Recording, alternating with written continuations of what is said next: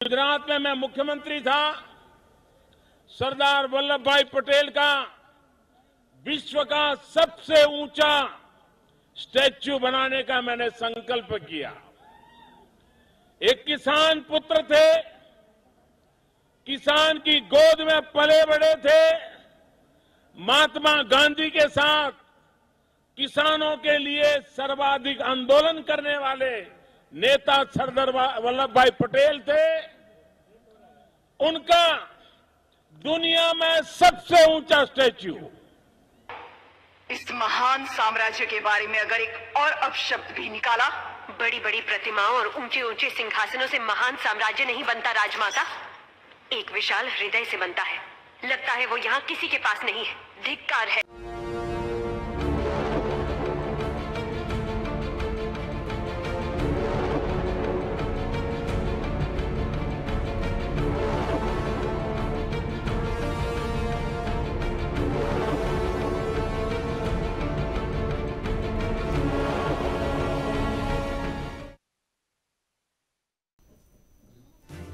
સફળતાનો એક નિયમ એ પણ છે કે શિખર પર પહોંચ્યા પછી પાછળ વળીને જોઈ લેવું જોઈએ કે કોઈ આપણું પાછળ રહી તો નથી ગયું ને। નમસ્કાર, હું સુજલ દવે, આપ જોઈ રહ્યા છો ઇન્ડિયા ન્યૂઝ ગુજરાતનો વિશેષ કાર્યક્રમ પોઈન્ટ બ્લેન્ક। સરદાર વલ્લભભાઈ પટેલની 3000 કરોડની ઊંચી પ્રતિમા આજે કેવડિયા નજીક દુનિયાની 8મી અજાયબી બનીને ઊભી છે। આ પ્રતિમાની વાત કરું તો એમાં 109 મેટ્રિક ટન લોખંડ વપરાયું છે। પ્રતિમા 182 મીટર ઊંચી હોવાથી ચીનમાં આવેલી બુદ્ધની પ્રતિમાથી ઊંચી હોવાનો દાવો થઈ રહ્યો છે। એ એક અલગ ચર્ચાનો વિષય છે, પણ મહત્વની વાત એ છે કે સરદાર સાહેબને સન્માન આપવા સ્ટેચ્યુ ઓફ યુનિટીને માત્ર 33 મહિનામાં તૈયાર કરવામાં આવ્યું છે, જે એક રેકોર્ડ છે। પ્રતિમાના તમામ કામ સાથે જોડાયેલા માટે તાલીઓ। આમ જોવા જઈએ તો સ્ટેચ્યુ ઓફ યુનિટી પર કાંસાની પરત ચડાવવા સિવાયનું કામ ભારતમાં જ થયું છે। ઈચ્છા તો આને સ્વદેશી કહી શકો છો। પ્રતિમાનું વજન 1700 ટન, ઊંચાઈ 182 મીટર, જેમાં પગની લંબાઈ 80 ફૂટ, હાથ 70 ફૂટ, ખભા 140 ફૂટ અને ચહેરાની ઊંચાઈ 70 ફૂટ છે। પ્રતિમા પરથી તમે સરદાર સરોવર ડેમ, સતપુડા તેમજ વિંધ્ય પર્વત જોઈ શકો છો અને આ દ્રશ્ય 40 દર્શકો એકસાથે અહીંની ગેલેરીમાંથી જોઈ શકે છે। જો રાજ્ય સરકારના આંકડા માનીએ તો પ્રતિમાને જોવા રોજ 15,000 પર્યટકો આવશે। હવે કેટલા પર્યટકો આવે છે તે આંકડા મેં કઢાયા નથી। આમ જોવા જઈએ તો આંકડા બહાર ન પાડીને હું પણ સરદાર સાહેબનું સન્માન કરું છું। સરદાર સાહેબની પ્રતિમાનું આ વર્ણન અહીંયા મેં એટલે કર્યું કે આપણને ખબર રહે કે આપણે જેને આટલું મોટું સન્માન આપી રહ્યા છીએ તે અખંડ ભારતના શિલ્પી સરદાર સાહેબ દેશ માટે કેટલા મહત્વના હતા।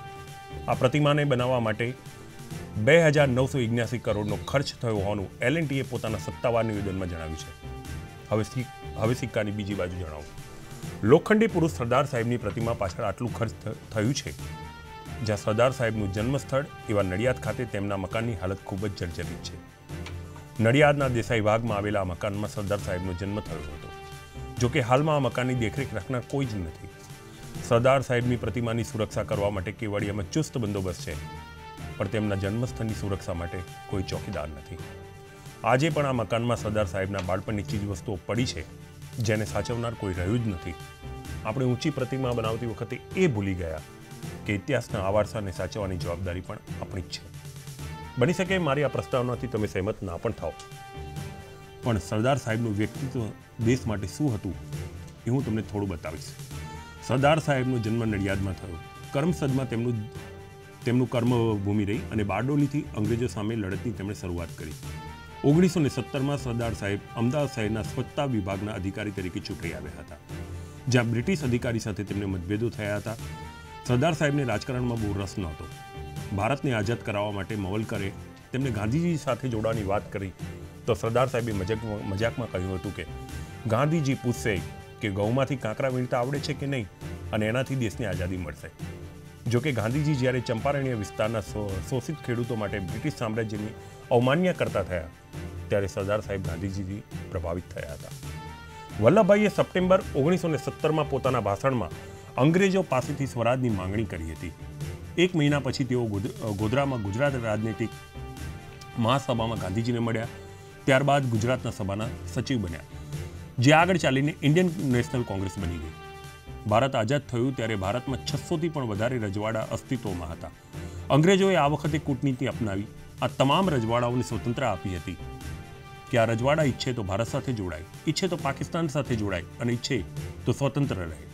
તરત જ સરદાર આ કૂટનીતિ સામે ઝઝૂમ્યા અને તમામ રજવાડાઓને એકત્ર કરી અખંડ ભારતની રચના કરી. સામ દામ દંડ ભેદ ચાણક્યના આ સૂત્રને વરીને સરદાર સાહેબે આ મહાન કામ કર્યું હતું. લગભગ 565 રાજવીએ સરદારની આ વાત માની હતી. 15 ઓગસ્ટ 1947 પહેલાં મા ભોમકાજે પોતાના રજવાડા આ રાજાઓએ ભારતને સમર્પિત કર્યા હતા, જેમાં ભાવનગરના રાજા કૃષ્ણકુમારસિંહજી ગોહિલે સર્વપ્રથમ ભાવનગરને ભારત સંગમમાં અર્પણ કરીને પહેલ કરી નાખી હતી. સરદાર સાહેબ અને કૃષ્ણકુમારસિંહજીની મિત્રતા અમર હતી. ત્યારબાદ જોધપુર અને ત્રાવણકોર ભારતમાં ભળ્યા હતા. સરદાર સામે જૂનાગઢ, હૈદરાબાદ અને કાશ્મીર આવ્યું હતું. આ ત્રણ ખરેખર ભારતના અભિન્ન અંગ હતા અને એ પાકિસ્તાન પાસે જાય એ સરદારને પસંદ ન હતું. જૂનાગઢમાં જે તે વખતે બારબી વંશી રાજા મોહમ્મદ ખાન હતો. ખાન તેના વજીર શાહનવાજ ભુટ્ટોથી દોરવાઈને પાકિસ્તાનમાં ભળવાની માંગણી કરતો હતો, જ્યારે જૂનાગઢની પ્રજા 80% હિન્દુ હતી, જે પાકિસ્તાનમાં જવા તૈયાર નહોતી. જૂનાગઢને બચાવવા સરદાર સાહેબે આરજી હુકુમતની રચના કરી નાખી, જેના વડા હતા શ્યામળદાસ ગાંધી. આ ઉપરાંત સરદારે ભારતીય સેનાને જૂનાગઢ મોકલી હતી. ભારતીય સેનાએ જૂનાગઢને ઘેરી લીધું હતું, જેથી મોહમ્મદ ખાન ગભરાઈ ગયો હતો અને પોતાના રસાલા અને પાડેલા કૂતરા સાથે વિમાન માર્ગે પાકિસ્તાન જતો રહ્યો હતો. આમ સરદારે જૂનાગઢને બચાવ્યું હતું. હવે સરદાર સાહેબની નિષ્પક્ષતા જુઓ.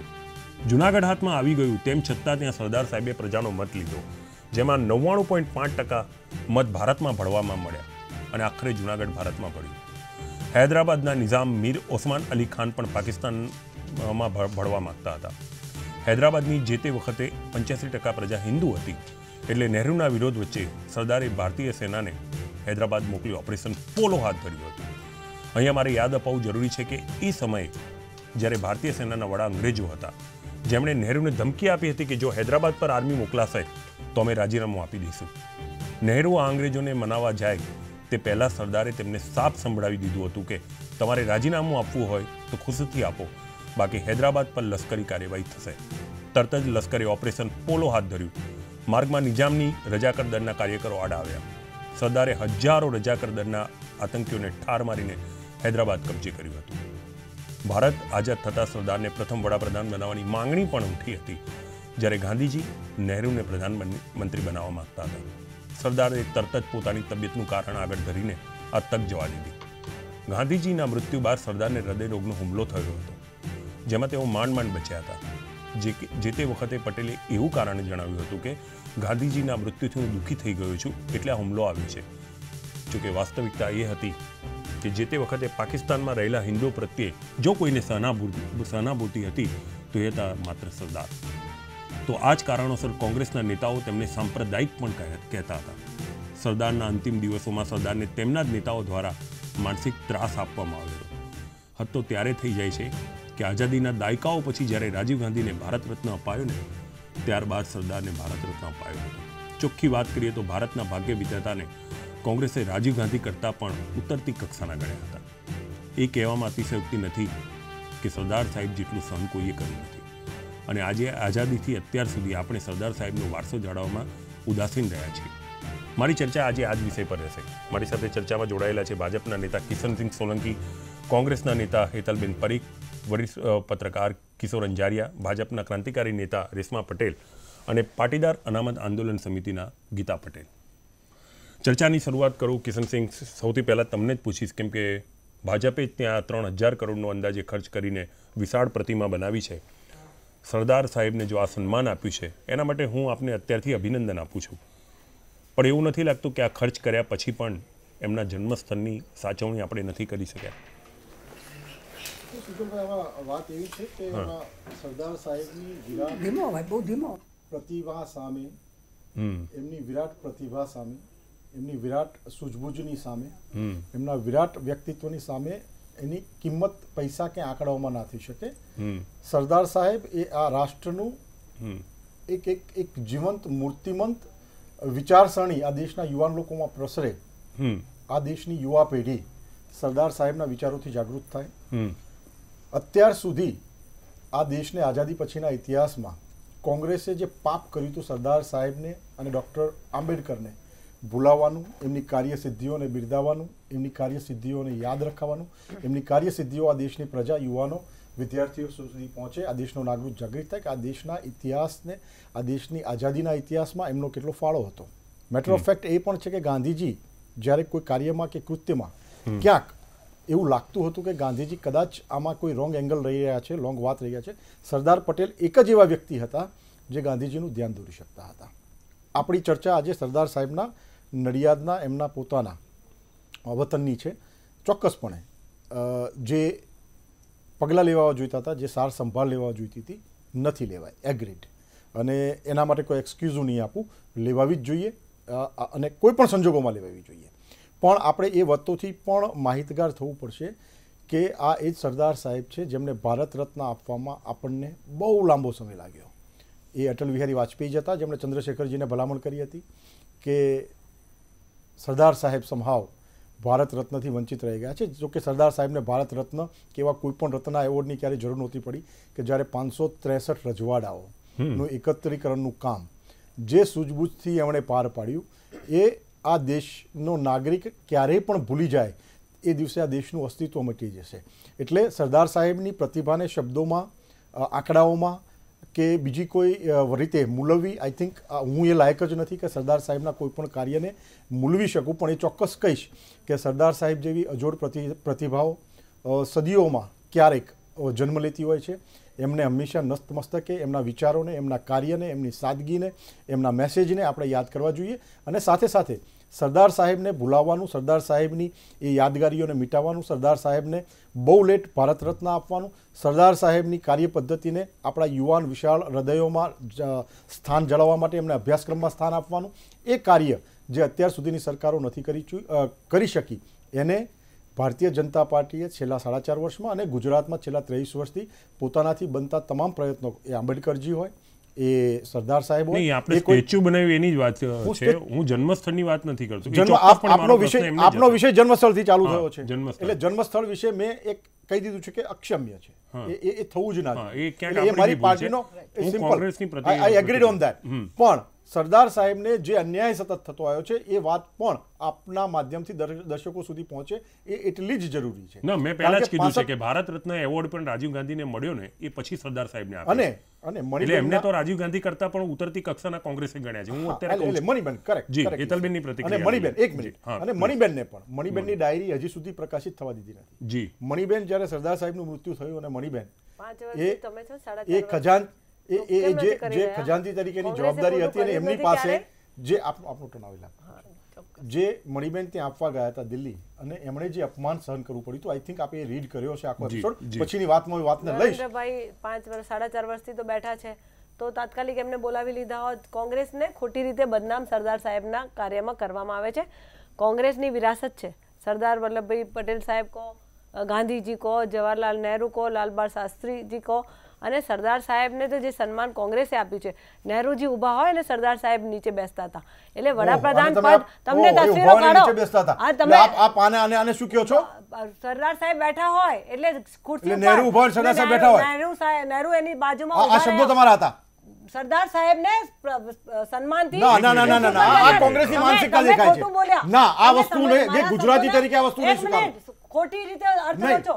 એક મિનિટ, મને સન્માન કઈ રીતે ગણાવો છે? કોને ખુરશી પર એમને સન્માનથી ખુરશી ઉપર બેસાડી અને સરદાર સાહેબ એક વ્યક્તિ, આપણે તમે મેઇન માણસ બેઠો હોય ને સામે ઉભા રહીને વાત કરો, એ રીતે ફોટા બતાડું.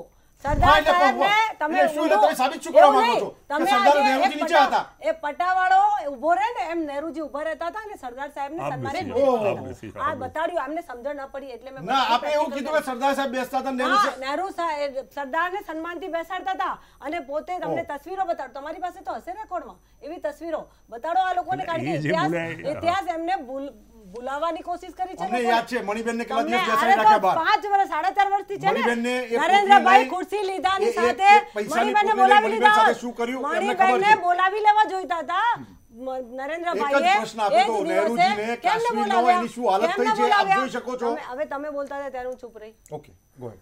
તમારી સમજને મને આજે એમ થયું કે સન્માન કેવી રીતે અપાય એ જ સમજણ હતી, મારે પ્રેક્ટિકલ કરીને બતાડવું પડ્યું. એટલે તમે લોકો ઇતિહાસ લોકો આગળ કયો રજૂ કરો છો એ જ અહીંયા સમજાઈ ગયું. એટલે દર્શકોએ સમજવું જોઈએ કે આખા ઇતિહાસને બહુ ખોટી રીતે લોકો સુધી પહોંચાડવાનું કામ કર્યું છે. મારે તો એ વાત કરવી છે કે સરદાર સાહેબને જે સન્માન અને પ્રતિષ્ઠા આપી છે એ કોંગ્રેસે જ આપી છે અને કોંગ્રેસના જ હતા. સરદાર સાહેબ બીજા હતા. મહેરબાની કરીને સરદાર સાહેબ દેશના હતા.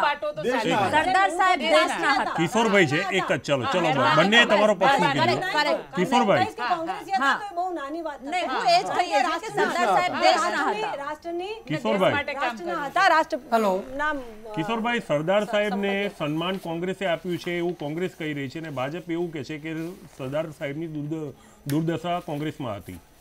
અરે આ નરેન્દ્ર દામોદરદાસ મોદીને સરદારજીને તો કોઈ નાવા નીચાવાનો સંબંધ નથી. તમે આ ધુતારાવાળું તમે એક તો જુઓ કે આજે કિશોરભાઈ, અરે ભાઈ, હું ધુતારા શબ્દ એટલા માટે વાપરું છું કે ઇન્ડિયા ન્યૂઝ તમારી સાથે સહમત નથી. કરમસદની અંદર 1995 થી આ લોકોની માંગણી હતી. એક પેલા 2016માં માંગણી ઉપર અપવાસ શું બેસું પડ્યું. જીતુભાઈ વાઘાણી જેવા પ્રમુખ ગયા અને ઉલ્લુ બનાવીને એને અપવાસ છોડાવ્યા. એ બધી વાત જવા દો, પણ તાજેતરની અંદર મહારાષ્ટ્રની અંદર જ્યાં ભાજપની ને શિવસેનાની સરકાર છે, બાલ ઠાકરે તો કોઈ રાષ્ટ્રીય નેતા નથી, એના પેલા મેમોરિયલ માટે થઈને ઊભા ભાજપની સરકારે 100 કરોડ રૂપિયા આપ્યા અને આ સરદાર આપણા પટેલ માટે થઈને એને 1 રૂપિયો કરમસદમાં આપવો છે તો એને પેટમાં ચૂક આવે છે. બતાવે છે કે આ તો માર્કેટિંગ, સરદારનું માર્કેટિંગ કરવાના માણસો છે. નરેન્દ્ર મોદીએ તો માનું માર્કેટિંગ કરેલું છે. એટલે એ માત્ર ને માત્ર સરદાર પટેલને કઈ લાગતું ઓળખતું નથી. સાહેબ તમે એક વસ્તુ જુઓ સાહેબ કે સરદારનો મૂળ સિદ્ધાંત એ હતો કે એકત્રીકરણ કરવું, ધર્મ કે જાતિના ભેદભાવ વગર આખા ઇન્ડિયાની પબ્લિકને એક મેસેજ આપવો અને એકતા રાખવી. આ ભાજપે તો એમાં ભાગલા પડાવવાની નીતિ અપનાવીને એના કોઈ સિદ્ધાંતને કંઈ આ નરેન્દ્ર મોદીને સાદાઈને શું લાગે વળગે. જ્યારે મુખ્યમંત્રી હતા ત્યારે મને બરાબર સાંભળે છે કે કાશ્મીરનો એક સ્કાર્ફ શોધવા માટે પેલા જેટ બ્લુ વાળાને 2.5 લાખ રૂપિયા આપીને કાશ્મીર દોડાવ્યા હતા. હવે આને સવાલ બીજો મુદ્દો એ સૌથી મોટો છે કે તમે આ સરદારે તો આરએસએસમાં બાણ મૂક્યો હતો અને કહેલું હતું કે આ આરએસએસ દેશના માટે ખતરનાક છે. એને ભાજપને શું લાગે વળગે. તમે એક બીજું કે તમે જે એમ કહો છો કે હું આ તમને એક લિસ્ટ બતાવું કે ભાજપની સરકારમાં દીનદયાળ ઉપાધ્યાય નામની 30 સંસ્થાઓના નામ આમાં છે, ત્યારે કોંગ્રેસે 45 સંસ્થાઓને નામ આપ્યા જેનું લિસ્ટ મારા હાથમાં છે, કહો તો વાંચી જાઓ. એટલે આ માત્ર ને માત્ર મત લેવા માટેનું મોદીની સ્ટાઇલ છે કે એની માનું માર્કેટિંગ કર્યું. 90 વર્ષની માને એને પેલા બાજુના રિક્ષામાં બેસાડીને એટીએમ ઉપર લઈ ગયેલા. હવે કોઈ પાડોશી હોય એ પણ સમજે કે 5000ની એની માને જરૂર પડે, એનો દીકરો પંકજ મોદીનો 1.5 લાખ રૂપિયા પગાર છે, એને ક્યાં એટીએમમાં લઈ જવાની વાત રહી. આ માનું માર્કેટિંગ કરનારા માણસો સરદારને વેચી આવે. આજે તમે પોરબંદર ને ગાંધીજીના મહાત્મા મંદિરને તમે હેરિટેજમાં ગણી અને બધું કર્યું. સરદારની આ સ્મારકની કરમસદની વાત તો છેલ્લા 20 વર્ષથી ચાલે છે. મારી જાણ મુજબ કદાચ મને યાદ છે કે નહીં કે યુપીની સરકારે કંઈક 1 કે 2 કરોડ રૂપિયા આપેલા. એ પછી નરેન્દ્ર મોદી પાસે 2016થી માંગણી છે.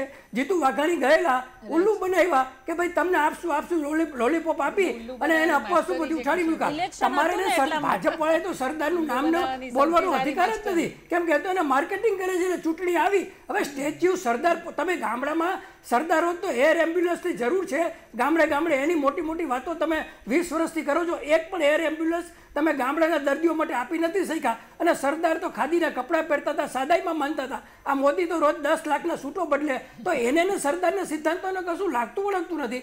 સરદારનું નામ લેવાનો અધિકાર, હું એમ નથી કહેતો કે કોંગ્રેસવાળા બધા સારા છે અને કોંગ્રેસે કંઈ સરદારનું સારું કર્યું, પણ કોંગ્રેસની વાત જવા દો. જે સિદ્ધાંતોની વાત કોંગ્રેસની પણ વાત કરો ને. મારો પ્રશ્ન તમને બંનેનો છે. એટલે હું એ જ કહું છું કે કોંગ્રેસે સરદારને શું માન આપ્યું કે નથી આપ્યું એમ સ્વીકાર લઈ હાલો. એ પણ જાણવા માંગીશ. એ પણ આપનાથી જાણવા માંગીશ. એ જ કહું છું કે માનો કોંગ્રેસે પણ સરદારનો ઉપયોગ એ જે તે સમયે એની શક્તિ મુજબ નહીં કર્યો એમ આપણે સ્વીકારી લઈએ. પણ સવાલ એ છે કે નરેન્દ્ર દામોદરદાસ મોદી તો સરદારનું નામ લઈને પોલિટિક્સ કોંગ્રેસમાં કમસે કમ રાજકીય કોંગ્રેસના સભ્ય હતા એટલું તો સ્વીકારવું પડે. આરએસએસ ઉપર બાર મૂક્યું સરદારે એટલું તો સ્વીકારવું પડે. આ ભાજપ એટલે માત્ર નરેન્દ્ર દામોદર મોદી કહું છું, બીજા કોઈ ભાજપને કઈ લાગતું ઓળખતું નથી, કોઈ ભાજપને કોઈ લાગતું ઓળખતું નથી સરદાર સાથે. તમે એનું લિસ્ટ જુઓ, આ યોજનાઓના નામ બોલી જાઓ કે જેમાં કોંગ્રેસે 45 યોજના ઉપર સરદારના નામ આપ્યા છે, અને આ લોકોએ જ્યારે સરકાર આવી ત્યારે માત્ર દીનદયાળ ઉપાધ્યાયના નામ આપ્યા છે. નરેન્દ્ર મોદીને અશોક કાશ્મીર પ્રશ્ન નેહરુએ હાથમાં લીધો તો એનું શું થયું એના વિશે પણ આપ પ્રકાશ પાડો. મોદી આપ સિનિયર પત્રકાર છો. માત્ર ચૂંટણી લક્ષી સરદારનું નામ વચ્ચે વેચવા માંગે છે. જે સરદારના નામ ઉપર સરદારના નામનું જો લાગણી હોત ને તો જીએમડીસીના મેદાનમાં પટેલોને મારી અને હરખા ન કરાવ્યા હોત. એ સરદારના પુત્રો હતા બધા. હાર્દિક ગમે તે હશે, એની રાજકીય વિચારસરણી આપણો મતભેદ હોઈ શકે, મોદીએ લાઠીચાર્જ કરાવી. કિશોરભાઈ આવું તમારી પાસે એક મહત્વની વાત છે, એ સિવાય કોઈ ભાજપને લાગતું ઓળખતું નથી, અને એમાં ખાસ નરેન્દ્ર દામોદર મોદી અને અમિત શાહ આ બે જ જવાબદાર છે. બાકીના પક્ષના કાર્યકરોનું તો એમાં કોઈ ઉપજવાનો કે પૂછવાનો કોઈ સવાલ નથી રહેતો. જો તમે સાચા એના હોત તો 45 ઉપર કોંગ્રેસે જ્યારે એના નામકરણ કર્યું ત્યારે દીનદયાળ ઉપાધ્યાયના 40, જ્યારે ભાજપની સરકાર હતી ત્યારે દીનદયાળ ઉપાધ્યાયના 40 સંસ્થાઓનું નામ આપ્યા છે. એકમાં પણ સરદાર સરોનું નામ નથી આપ્યું. તો તમે કયા મોઢે સરદારની વાત કરો છો? સરદાર દેશના તમામ નાગરિકો પ્રતિમા બનાવી છે. પ્રતિમા તો સાહેબ બનાવી છે, ચાઇનામાંથી બનાવી છે, અને હિસાબોના ઠેકાણા નથી. આ માત્ર માર્કેટિંગ માટે બનાવી છે. એને સરદારને કઈ લાગતું ઓળખતું નથી. મોદીને જો આજે મોદી સરદારથી મત નહીં મળે કાલે, અને આ નીતિનભાઈની દશા જુઓ. સરદાર પટેલના કહેવાતા નીતિનભાઈને નિરાશ રેફ્યુજી જેવા કરી નાખ્યા. એક પણ પટેલ નેતાને રહેવા નથી દીધો ભાજપે. એક પણ પટેલ નેતા ઉપર એને પ્રેમ નથી. પટેલોને બ્રાહ્મણોના વિરોધી આ નરેન્દ્ર દામોદર મોદીને માત્ર ને માત્ર માર્કેટિંગ અને સત્તા જે નામથી મળતી હોય. હવે એને ગોડસે ગાંધીને ગોળી મારી હતી.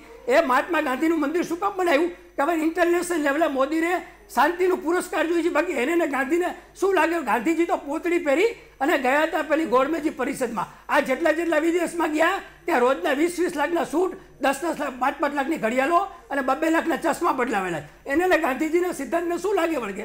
એટલે આ બધું માત્ર માર્કેટિંગ અને ચૂંટણી જીતવાના આ બધા. આજે માયાવતીનું સ્ટેચ્યુ મોદીનું છે. માયાવતી પણ પોતાના સ્ટેચ્યુ બનાવતા હતા, હાથીના સ્ટેચ્યુ બનાવ્યા. સરદાર પટેલ સ્ટેચ્યુ બનાવ્યું. ફેર કશો નથી એમાં. કિશોરભાઈ વાણીને વિરામ આપો. કિશોરભાઈ 2 મિનિટ. કિશનસિંહ પ્રતિક્રિયા આપે છે. કિશોરભાઈ, આપે જે વાત કરી એ બિલકુલ અત્યારના સબ્જેક્ટને સુસંગત વાત નથી. એટલા માટે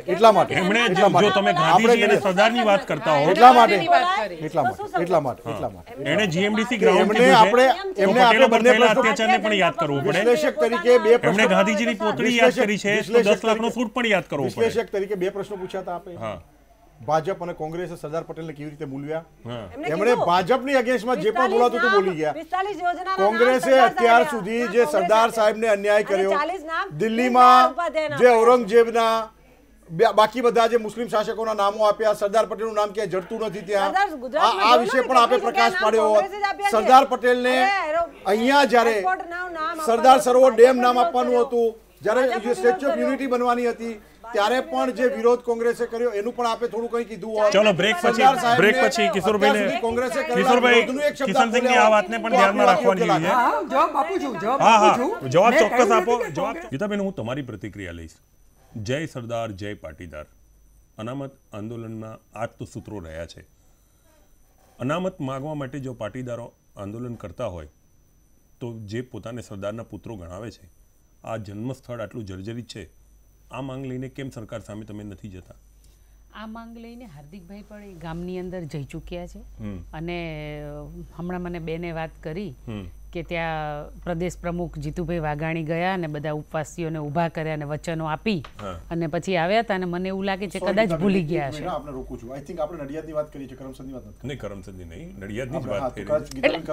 સરદારની વાત છે, સરદારની વાત કરી રહ્યા છે. એટલે ત્યાં ઉપવાસ પર બેઠા હતા ને, જ્યારે એક દિવસ એલાન આપ્યું હતું, બંધનું એલાન આપવામાં આવ્યું હતું, ગામ સજ્જડ બંધ રહ્યું હતું, એટલે રાષ્ટ્રીય દરજ્જો આપવા એ બાબતે ઉપવાસ પર બેઠા હતા, જેથી આપના પ્રદેશ પ્રમુખ ત્યાં ગયા અને એ લોકોને આશ્વાસન આપ્યું અને ઊભા કર્યા ઉપવાસ પરથી અને પારણા કરાવે. આ બધી ઘટનાઓ બની હતી, કદાચ તમને યાદ હોય તો.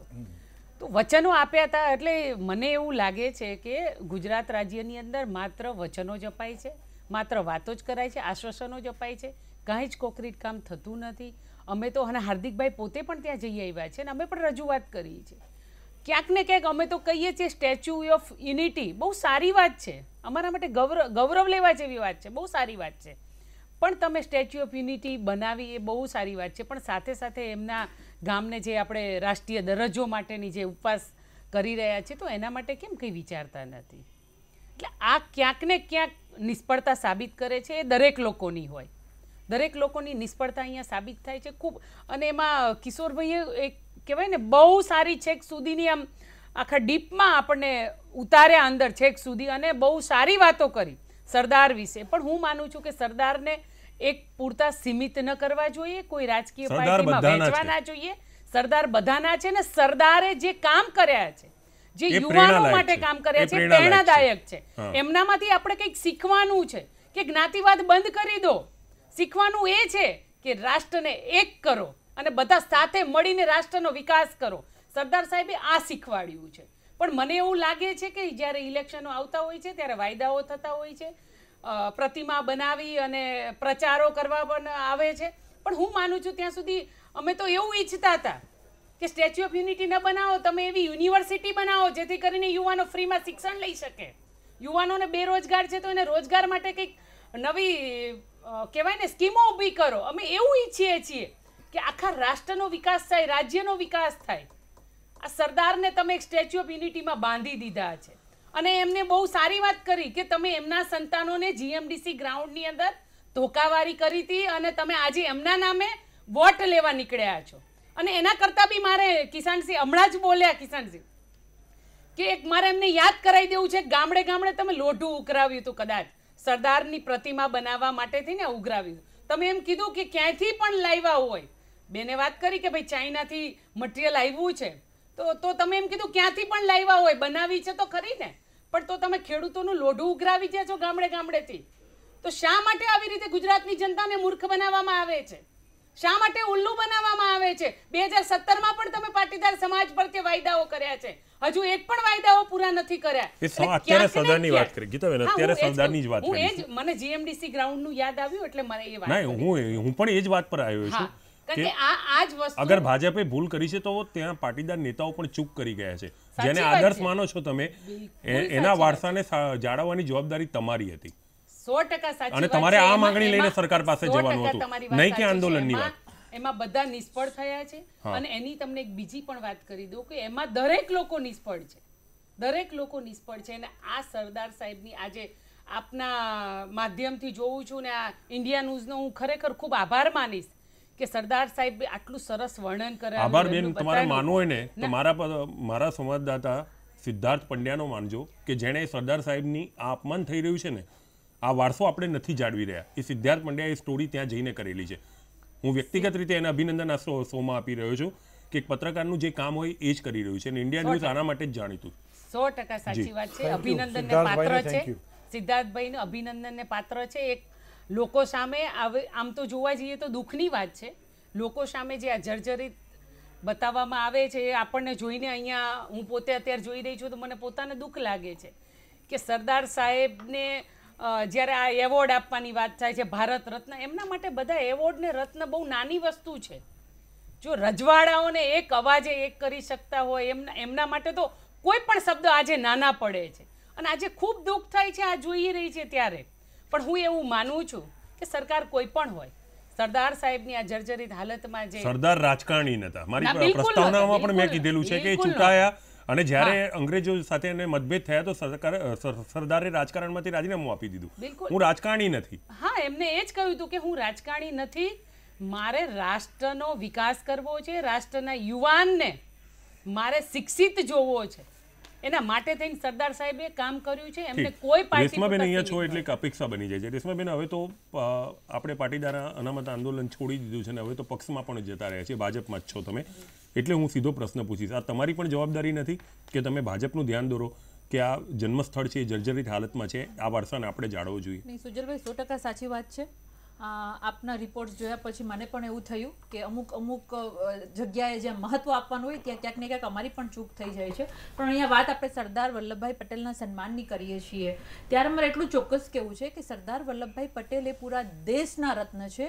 કોઈ ધર્મના નથી, કોઈ જ્ઞાતિના નથી અને કોઈ પક્ષના નથી. એટલા માટે મહેરબાની કરી અને કોઈ જ્ઞાતિ કે કોઈ ધર્મ સાથે એમને ના જોડો, કારણ કે એનું વિશાળ જે સ્વરૂપ છે એ દેશના એક લડવૈયા હતા, આપણે એને ના ભૂલવું જોઈએ. બીજું મારે એ કહેવાનું છે કે જ્યારે પણ હોય ત્યારે સરદાર વલ્લભભાઈ પટેલના નામની ડિબેટો ચાલુ થાય છે ત્યારે પક્ષાપક્ષી ચાલુ થઈ જાય છે. અહીંયા હું સ્ટેચ્યુ ઓફ યુનિટીનો વિરોધ નથી કરતી. હા, ભારતીય જનતા પાર્ટીની વિચારધારા, એના જે કાર્યો છે, એની જે નીતિ છે, એનો વિરોધ મને છે. સ્ટેચ્યુ ઓફ યુનિટીનો વિરોધ હું એટલા માટે નથી કરતી કારણ કે એ પણ સરદાર વલ્લભભાઈ પટેલના સન્માનમાં અર્પણ કર્યું છે, પૂરા દેશને અર્પણ કર્યું છે. પણ એમાં મને વિરોધ એ વસ્તુનો છે કે તમે સૃજલભાઈ, મને એ સ્ટેચ્યુ ઓફ યુનિટીના લોકાર્પણમાં વિરોધ એ વસ્તુનો છે કે તમે દેશને અર્પણ કરી રહ્યા છો ત્યારે તમે સાથી પક્ષો જે છે એને કેમ આમંત્રણ ન આપ્યું? આ વિરોધ મને એટલા માટે છે કે તમે દેશને અર્પણ કરી રહ્યા છો. યસ, સરદાર એક પક્ષના નથી. તમે આજે કોંગ્રેસ પર આક્ષેપ લગાવી રહ્યા છો કે પક્ષના છે, તો તમે પણ એ જ કર્યું ને. તમે પણ પક્ષના બનાવવાની, એટલે મને હંમેશા મતલબ મારા પક્ષે ભારતીય જનતા પાર્ટીએ એ જ કર્યું. એટલા માટે મેં હંમેશા એમની નીતિઓનો વિરોધ કર્યો છે કે તમે વાતો કંઈક બીજી કરો છો ને નીતિઓ કંઈક બીજી રાખો છો. વાત આવે છે સરદાર વલ્લભભાઈ પટેલને ભારત રત્ન આપવાની. માનું છું કે કોંગ્રેસ પક્ષે અન્યાય કર્યો, ચલો એમને ભારત રત્ન નહીં આપ્યો. કોંગ્રેસ પક્ષની સફાઈમાં હું એમ કહું છું, કોંગ્રેસ પક્ષની સફાઈમાં વારે એમ કહી રહ્યા છે કે ભાઈ એમને સ્વીકાર્યો નહોતો અને સરદાર વલ્લભભાઈ પટેલે ના પાડી હતી. એના સીધા ટૂંકમાં એને જરૂર નહોતી, પરિવારવાળા પણ ના પાડતા. તો ત્યારે આપણે બીજા આપણા ક્રાંતિકારીઓના ઉદાહરણ લઈએ. ઉદાહરણ તરીકે કહું કે સુભાષચંદ્ર બોઝ, બરાબર, વારે કહેવામાં આવતું હતું. મેં પણ ઘણી બધા મીડિયા રિપોર્ટ્સ બી જોયા છે કે ભાઈ એમને ભારત રત્ન નથી આપવામાં આવ્યો. તો આજે ભારતીય જનતા પાર્ટીની સરકારનો ઘણો સમય થઈ ગયો છે, શા માટે ક્રાંતિવીરને નથી આપવામાં આવતું? ત્યારે ભાજપવાળા એવું કહી રહ્યા છે કે એમના પરિવાર સ્વીકારતા નથી. એટલે આ જે દોગલી નીતિ છે, દોગલી જે વસ્તુ છે, એને આપણે નીતિ કહેવાય. અને આ નીતિનો વિરોધ માટે જ હું ભારતીય જનતા પાર્ટીનો વિરોધ કરું છું. બાકી મને સ્ટેચ્યુ ઓફ યુનિટીનો કોઈ વિરોધ નથી, માન સન્માનમાં બનાવ્યું છે. એટલે વાત આવે છે કે જ્યારે તમે કોઈ પણ ક્રાંતિવીરનો નામનો ઉલ્લેખ કરો છો ત્યારે તમારે એની નામ, એના જે મૂલ્યો છે, મૂલ્યો સમજવા પડે છે. આજે આપણે એના જન્મભૂમિની માવજત નથી કરી શકતા, એ આપણા મૂલ્યોની ઉણપ થઈ. આપણે કરવી જોઈએ કારણ કે એમાંથી પ્રેરણા લઈને આપણે આગળ આવવાનું છે. આપણે સરદાર વલ્લભભાઈ પટેલની વાત કરીએ છીએ. સરદાર વલ્લભભાઈ પટેલ માત્ર ને માત્ર દેશ માટે લડતા હતા, સર્વધર્મ સંભાવનાની ભાવના સાથે લડતા હતા. કોઈ જાતિવાદ નહોતો, કોઈ ધર્મવાદ નહોતો. પરંતુ આજે ભારતમાં આપણે જોઈ રહ્યા છીએ કે ટોળાઓ દ્વારા દલિતો પર અત્યાચાર થાય છે, ધર્મવાદની રાજનીતિ થાય છે, જાતિવાદની રાજનીતિ થાય છે. ત્યારે દુઃખ થાય છે કે એ મહાન ક્રાંતિકારીઓના મૂલ્યો ક્યાં છે જેની આપણે વાત કરીએ છીએ, જેની ચર્ચા કરીએ છીએ. એટલે મારો જે વિરોધ છે, વિરોધ મેં આપને સ્પષ્ટ કહી દીધો. ભારતીય જનતા પાર્ટી સામેનો મારો જે વિરોધ છે મેં ઉદાહરણ સાથે આપને કીધો, જેથી કરી અને મારા વિરોધનું કારણ પણ આપને ખબર પડે. પ્રતિક્રિયા તો હવે કિશનસિંહ જ આપી શકે છે. રેશમા બેઝિકલી આંદોલનકારી જીવ છે અને બેબાક હંમેશા પોતાના વિચારો મૂકી દે છે. It's a good thing. I mean it's not bad in a democracy. હોવી જ જોઈએ. એમના વિચારોની સ્વતંત્રતા એ ભારતીય જનતા પાર્ટી જ છે જે એમને આપી રહી છે. અને એમણે પણ પોતાના જે વિચારો છે, જે પણ સ્પષ્ટ એમને લાગતું હોય કે ક્યાંક કંઈક પ્રજાનું આનાથી ભલું થવાનું છે તો વાત મૂકવી જોઈએ, એમાં કંઈ ખોટું નથી. પણ મારી અંગત હંમેશા રેશમાને એવી વિનંતી રહેશે કે પાર્ટી ફોરમ પણ હોય છે જ્યાં આપણી વાતો મૂકી શકાતી હોય છે. અને if they not understand and they not listen then મારો પ્રશ્ન જ હતો કે તમે સરકારમાં કેમ નથી? બરાબર છે. પણ એ હવે કેવું છે, આપણે આમ આદમી પાર્ટીમાં પણ શરૂઆતના તબક્કામાં જોયું હતું જ્યારે એમની સરકાર બનાવી. કારણ કે એવરી ઇન્ટેલેક્ચ્યુઅલ પીપલ્સ ટુગેધર, બધા આંદોલનકારીઓ હતા, બધાના પોતપોતાના વ્યૂ હતા, બધાની સમાજ માટે, પ્રજા માટે, પ્રજાના પ્રશ્નો માટે લડવાની એમની પોતાની એક ઉત્કંઠતા હતી અને જબરદસ્ત લડી રહ્યા હતા. એટલે બધા એકબીજાથી થોડા અલગ પડતા હતા ક્યાંક અંદર અને પછી ઘીના ઠામમાં ઘી ઠરી રહ્યું. એટલે એ હોઈ શકે બેબાક બોલ સ્વાભાવિક છે. એટલે તમે એવું કહો છો કે રેસમાં આજે નહીં તો કાલે ઠરી જશે? I mean no I didn't say that. પણ એમણે એમનો ઉત્સાહ કે એમનો પ્રજાલક્ષી એમનો અભિગમ છે અને પાર્ટી એમને સ્વતંત્ર આપે છે એમના પ્રજાલક્ષી અભિગમ માટે. પણ પાર્ટીનું ફોરમ હોય છે જ્યારે આપણે લોકતાંત્રિક પ્રક્રિયાઓની વાત કરતા હોય ને. રેશમાબેને હમણાં એક બીજી વાત કીધી કે બાકીના આપણા વીર સ્વાતંત્ર્ય સેનાનીઓ ઘણા બધા છે જેમના માટે પણ વિચારવું જોઈએ. યસ, પણ પોલિટિકલ મર્યાદાઓ, બાકી જે એવોર્ડની મર્યાદાઓ છે, એના ક્રાઇટેરિયાસ છે એ પણ ધ્યાનમાં લેવા જોઈએ. એટલે ઘણી બધી એક વખત સરકારમાં આવીએ ને એટલે કાયદાની ઉપર જ જતા રહીએ છીએ. અત્યાર સુધી ભારતનું સંવિધાન તો આ જ જોવા આપણે જો આપવાની અમારે જો સંવિધાનથી ઉપર જવું હોત તો અમે ક્યારના વટહુકમ લઈ આવ્યા હોત, અમારે સંવિધાનથી ઉપર નથી જવું, અમે એ લોકો નથી. સાહેબ, જે સરકારમાં સુજલભાઈ, મારે નડિયાદથી અયોધ્યા નથી જવું, મારે નડિયાદથી અયોધ્યા નથી જવું, મારે મને હાથ જોડો અમે એ લોકો નથી. સાહેબ હાથ જોડું, નડિયાદથી અયોધ્યા નહીં, નડિયાદથી અયોધ્યા નહીં, નડિયાદથી અયોધ્યા નહીં, નડિયાદથી અયોધ્યા નહીં. અમે એ લોકો નથી જે સરકારમાં ક્યાંય ના હોવા છતાં વટહુકમને સરા જાહેર ફાડી અને ફેંકી દઈએ. અમે બંધારણનું સન્માન કરનાર લોકો છીએ, અમે કટોકટીવાદના લોકો નથી. અને જ્યારે આપણે સરદારની વાત કરી રહ્યા છીએ તો સરદાર સાહેબે તો દેશના લોકોને ગાંધીજી સાથે જોડ્યા, આઝાદીના આંદોલન સાથે જોડ્યા, કિસાનોને સત્યાગ્રહ સાથે જોડ્યા, પ્રજાને સુશાસન સાથે જોડી, પ્રજાને આ દેશની આઝાદી માટે જોડી. તો એનો વારસો તમે કેમ નથી સાચવતા? અમે જે પણ not only the Sardar Patel, આ દેશમાં જે લોકોને જે એમાં ડઝન્ટ મેટર, એ લોકો કોઈ એક પાર્ટીના અમે ગણતા જ નથી, આ દેશના ગણીએ, એટલા માટે તમામ લોકો માટે અમે કામ કર્યું છે. કોઈ પણ એક પર્ટિક્યુલર વ્યક્તિ માટે અમારી ઉપર જે લેબલ લાગવામાં આવે છે કે અમારા લઈ ગયા, અમારા હતા, તમે એમનો પ્રચાર કરો છો મત બેંક માટે, સો આઈ ડિનાય ધેટ. વચનો આપીને આવ્યા હતા એનું શું છે? આપણે પાણા કરવા ગયા હતા એની વાત. આઈ ડિનાય ધેટ. વટહુકમનું જેમ એણે પોતાના મૂલ્યો અને સિદ્ધાંતો ભારતીય જનતા પાર્ટી ગણાવી રહી છે, મતલબ મારો પક્ષ ગણાવી રહ્યો છે, ત્યારે હું આપને એક ધ્યાન દઉં કે સરદાર વલ્લભભાઈ પટેલ વટહુકમ લાવ્યા હતા સોમનાથ માટે. એટલે આપણે એવું તો ના કહી શકીએ ઉપરાષ્ટ્રપતિને નહેરુજી આવવા નહોતા દીધા. નહીં, હું તમને મારો કહેવાનો પ્રશ્ન સમજો કે એ આવા નતા દીધા શું છે એ ઇતિહાસમાં આપણે નથી પડવું, પણ સરદારે જે કર્મ કર્યું છે એની વાત કરું છું. તો જ્યારે ભારતીય જનતા પાર્ટીના મૂલ્યોને અનુસરે છે અને ઘણા બધા વોટ માંગ્યા છે ધર્મવાદની નીતિ ઉપર, તો શા માટે અત્યારે મૂલ્યો ચેન્જ, સરદાર પટેલના મૂલ્યો અને એમના મૂલ્યોમાં ચેન્જ કેમ લાગે છે? આ એક ઉદાહરણ મને મગજમાં એટલા માટે આપને પ્રેઝન્ટ કરી રહી છું કે તો મૂલ્યો, નીતિ, આ બધીની પરિભાષા કઈ રીતે સમજવી, બહુ સમજવી અઘરી પડી જાય છે. કિશોરભાઈ જવાબ આપો. મૂળ વાત તો એ છે સુજલભાઈ કે પહેલાં મારે તો ભાજપને એ પૂછવું છે કે આ ઠગ્સ ઓફ હિન્દુસ્તાન શબ્દ હું નરેન્દ્ર દામોદર મોદી માટે એટલા માટે વાપરું છું. હું સહેમત નથી. નહીં, હું એટલા માટે હું વખોડું છું તમારા સ્ટેટમેન્ટને. ઇન્ડિયા ન્યૂઝ ક્યારે બી સહેમત નહીં થાય. મારી પાસે આવો પુરાવો નથી. હશે એ દિવસે હું અહીંયાથી પ્રશ્ન હું એટલામાં હું એનું કારણ આપું છું. મારી પાસે પુરાવો નથી. હું એવું નથી કહેતો કે કોંગ્રેસ વાળા સારા છે. કોંગ્રેસમાં સરદાર પટેલ હતા જેણે દેશનું નામ કોંગ્રેસ પક્ષનું ઉજાડ્યું. આ અહેમદ પટેલ છે અને ગુજરાતનું નખોદ કાઢી નાખ્યું. એમ પણ હું કોંગ્રેસ વિશે કહું છું. સવાલ અત્યારે સરદાર પટેલના કરમસદના મકાન પેલી જીર્ણોદ્ધારનો છે. 2016થી નરેન્દ્ર દામોદાસ મોદી પાસે માંગણી કરેલી હતી. હવે માનો તમે, હું ઠગ્સ ઓફ હિન્દુસ્તાન શું કામ કહું છું કે તમે બાલા સાહેબ ઠાકરે મુંબઈના એક મરાઠા જ્ઞાતિના કહો કે એટલા પૂરતા મર્યાદિત નેતા છે હતા, એના પ્રત્યે મને સન્માન પણ છે, પણ છતાં જુઓ તમે એના ભાજપના જ મુખ્યમંત્રીએ એના માટે 100 કરોડ રૂપિયાની મેમોરિયલ માટે જઈને તાત્કાલિક ફાળવણી કરી. હાઈકોર્ટે ના પાડી હતી કે ભાઈ અહીંયા કોઈની જમીન લેવી નહીં, કે આવા કોઈ મેમોરિયલ માટે ખર્ચા કરવા નહીં. મેયરનો બંગલો 2 વર્ષથી એ શિવસેનાના બાલ ઠાકરે સાહેબના નામે પડાવી લીધો છે. એને પણ ભાજપોળે કશું ન કર્યું અને 100 કરોડ રૂપિયા આપી એનું મેમોરિયલ ત્યાં બનાવવાનું નક્કી કર્યું. તમે પ્રાદેશિક નેતા માટે થઈને બાલ ઠાકરે માટે 100 કરોડ ખર્ચી શકતા હો તો દેશને તમે સરદાર પટેલ તમે એમ કહો છો કે તો રાષ્ટ્રીય નેતા હતા, એ તો વિશ્વ કક્ષાના નેતા હતા, એના મકાન માટે થઈને તમે જો એ 1 રૂપિયો ન આપી શકતા હો 4 વર્ષથી, તો એ ધુતારા અને ઠગ્સ ઓફ હિન્દુસ્તાનથી વિશેષ કોઈ વિશેષણને નરેન્દ્ર મોદી લાયક નથી. તમે બીજી વાત એ કહું કે મારે હવે લિસ્ટ વાંચવું પડશે. તમે હંમેશા એમ કહો છો કે અમે લિસ્ટ વાંચી બચાવું તમને. 2 મિનિટ આપો મને. કઈ યોજનાને નામ આપ્યા છે સરદાર પટેલે, કોંગ્રેસે અને અરે તમારા દીનદયાળ બ્રિટિશરોના એજન્ટ હતા, તમારા ભાજપના બ્રિટિશરોના એજન્ટ હતા દીનદયાળ ઉપાધ્યાય બધા. તમે આ લિસ્ટ સાંભળો પહેલા. તમે લિસ્ટ સાંભળો. તમે પેલા એક લિસ્ટ સાંભળો. વિધાનસભાનું નામ તમારા રાજમાં 9,000 કરોડનું લઈને જનાર વિજય માલ્યા માટે હું અત્યારે અભિનંદન. એ ટીપુ સુલતાનની તલવાર લાવ્યો. જાહેર કરનાર પણ એનડીએ ચલો ઠગે આટલું તો કર્યું. વિજય માલ્યા જેવા ઠગે આટલું તો કર્યું કે લંડનની કોર્ટમાં એને જાહેર કર્યો.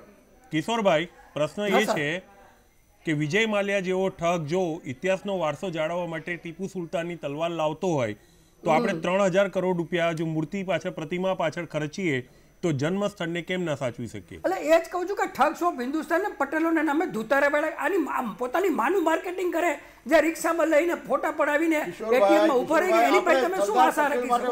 એટલે આ દેશનો ના અત્યારે સરકારમાં તમે બેઠા છો કિશોરભાઈ બરાબર કેમ તેઓ શ્રી મુખ્યમંત્રી પણ રહી ચૂકેલા છે અહીંયાના ધ્યાનમાં આવવું જોઈએ નડિયાદ એવું નથી કે અચાનક ગૂગલમાંથી નીકળ્યું એને કોઈ અને બીજું તમે વિચાર તો કરો તમે યોજનાના નામોનું લિસ્ટ મને વાંચવા દો તો હું કહું કે ભાજપ વાળાએ પોતાની સરકારની અંદર માત્ર ને માત્ર દીનદયાળ ઉપાધ્યાય નામ આપેલા છે કોંગ્રેસની સરકારમાં 45 યોજનાના નામ સરદાર પટેલ ઉપર છે તમે કોંગ્રેસ બદમાશ છે માની લઈએ તો પણ ભાજપે ક્યારે આપ્યું નથી નામ જનરલી હું ક્યારેય ચર્ચા છોડતો નથી પણ વડાપ્રધાન શ્રી ઉપર અંગત આક્ષેપોને હું સહન પણ નહીં કરી શકું એ કિશોરભાઈ એમની જવાબદારી પર કરે છે હિન્દુસ્તાનનું બિરુદ આપ્યું છે મેં એને હું અંગત આક્ષેપ ના એની હોશિયારી છે વડાપ્રધાન શ્રી છે કેમ કરું આપ રાજકીય વાત કરી શકો છો તમને કહું છું કે એને માર્કેટિંગ કર્યું છે સાહેબ પોતાની માનું માર્કેટિંગ કરે એ પટેલને સરકાર કોણ અત્યારે શિકાગોમાં બેસી અને છેલ્લા 2 વર્ષથી જે કોંગ્રેસ પાર્ટી ખૂબ પ્રચાર કરી રહી છે એના માટે પણ 2 શબ્દો બોલો આપ બોલો હેતલબેન સૈયદ સુજાને લઈ આવ્યા આ લોકો અને ઇવેન્ટ કરાવી આ દેશના લોકતંત્ર પર પ્રહાર કર્યો એના માટે પણ 2 શબ્દો બોલો મેં શું કીધું કોણે ખોટું માર્કેટિંગ કર્યું રેશમાબેન બોલો કોંગ્રેસ માટે કીધું કે વડાપ્રધાન પોતે જઈને કરે છે અને દેશની બદનામી કરે છે જ્યારે પણ ઇલેક્શન આવતા હોય ને ત્યારે માર્કેટિંગ કરવામાં ફર્સ્ટ ગીતાબેનને વાત પૂરી કરો કામ એક પણ નથી કર્યું અને મારે તો સૌથી પહેલા એવું કહ્યું છે કે સરદાર સાહેબનો તો મેઇન સિદ્ધાંત હતો કે દેશના લોકોને કઈ રોજગારી મળે તમે ચાઇનાથી કેમ મોદી બનાવી કેમ આપણા દેશમાં કોઈ કારીગર નતા આપણા દેશમાં કારીગર કર્યા એનો ઉપયોગ થયો છે આપણા પ્રચાર કરી રહ્યા છો ચાઇનાથી કેમ બનાવી કેમ હિન્દુસ્તાનમાં કોઈ સક્ષમ નતું હિન્દુસ્તાનના કારીગરોને કામ નતા આપી શકતા આ તો ત્યાં પૈસા આપી દેવાના વચ્ચે કમિશન ખાઈ લેવાનું આજ કામ કરે છે આજ કામ કરે છે તમારા મુખ્યમંત્રીએ સ્વીકારી લીધું છે તમારા મુખ્યમંત્રીએ સ્વીકારી લીધું છે ભ્રષ્ટાચાર થાય છે કરપ્શન અમારા ત્યાં અધિકારીઓ કોંગ્રેસના સમયમાં અધિકારીઓ પાપ સમજતા હતા અને અમારા હવે તો રેશમા બેન જ બોલે છે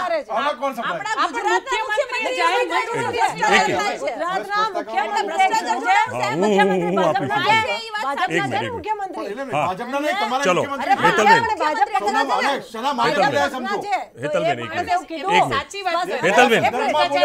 સ્પષ્ટતા કરી કે કોંગ્રેસના સમયમાં અધિકારીઓને પાપ સમજતા હતા બોલ્યા છે તમે જુઓ એમનો રેકોર્ડ કાઢો એ ન્યૂઝપેપર એમાં ચોખ્ખું કીધું છે કે પહેલાના સમયમાં લેતા અધિકારીઓ કહેતા હતા કે અમારા બાળકોને બીમારીથી પીડાવું પડશે એના પર ડિબેટ મેં કરેલી છે મેં એના પર મેં ડિબેટ કરીને નરેન્દ્રભાઈ ખાલી માર્કેટિંગ ખાલી મત મેળવવાનો ઈરાદો એના સિવાય કોઈ જ કામ નથી કર્યું હા હું તમને જ બોલવા દઈશ હા ગીતાબેન મારો કહેવાનો મતલબ એ થાય છે કે જ્યારે પણ ઇલેક્શન આવતું હોય ત્યારે કોંગ્રેસ ભાજપ બધા જ વાયદાઓ કરવા મેદાનમાં ઉતરી જાય છે અમે આ કરીશું પેલા કે અમે આ કરીશું માત્ર ને માત્ર જનતાને ભ્રમિત કરવાની આ જ કામ ચાલી રહ્યું છે કોઈ અત્યાર સુધીમાં કોન્ક્રીટ કામ કરવાનો પ્રયત્ન નથી કર્યો અને 25 વર્ષથી હું એવું માનું છું કે 22-23 વર્ષથી ગુજરાત રાજ્યની અંદર ભાજપ સરકાર છે આ ભાજપ સરકારની અંદર તમે વિચાર કરો દરેક સમાજ હું એક પાટીદાર સમાજની છું અને પાટીદાર અનામત આંદોલન સમિતિ સાથે જોડાયેલી છું પણ તમે ગુજરાતના રાજ્યની વિચાર કરો દરેક સમાજ આજે રોડ પર છે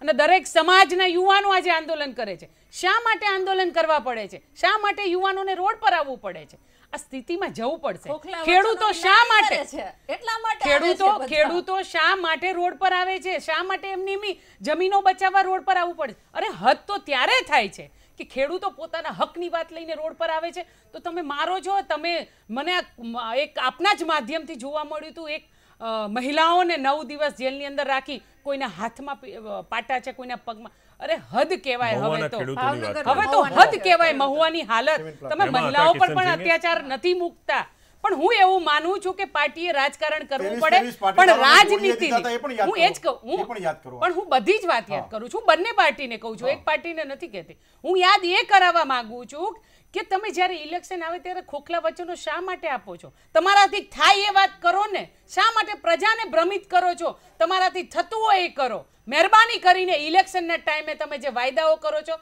એક પણ વાયદાઓ પૂરા નથી કરતા આ વચનોથી તમે રાજ્યની જનતાને ભ્રમિત ન કરશો મહેરબાની કરીને અને રાજનીતિ હોવી જોઈએ પણ રાજનીતિની કોઈ હદ હોવી જોઈએ. રાજકારણ અને રાજનીતિમાં બહુ અંતર છે. રાજનીતિ પ્રજાલક્ષી કરવા માટે હોય છે અને રાજકારણ રાજને હસ્તગત કરવા માટે. અને મારો કહેવાનો કોઈ પણ ધારાસભ્ય બને છે, કોઈ કોર્પોરેટર બને છે તો એ સમાજની સેવા કરવા માટે બને છે કે પોતાના વિસ્તારની સેવાના કાર્યો કરવા માટે બને છે, નહીં કે ભ્રષ્ટાચાર કરવા માટે. એટલે આપણે આયે દિન રોજ જોતા એક સામાન્યમાં સામાન્ય પોલીસવાળા પકડે ને તો મહેમાનના બદલીમાં 200 રૂપિયા આપણે એને ભ્રષ્ટાચાર તરીકે આપવા પડે છે.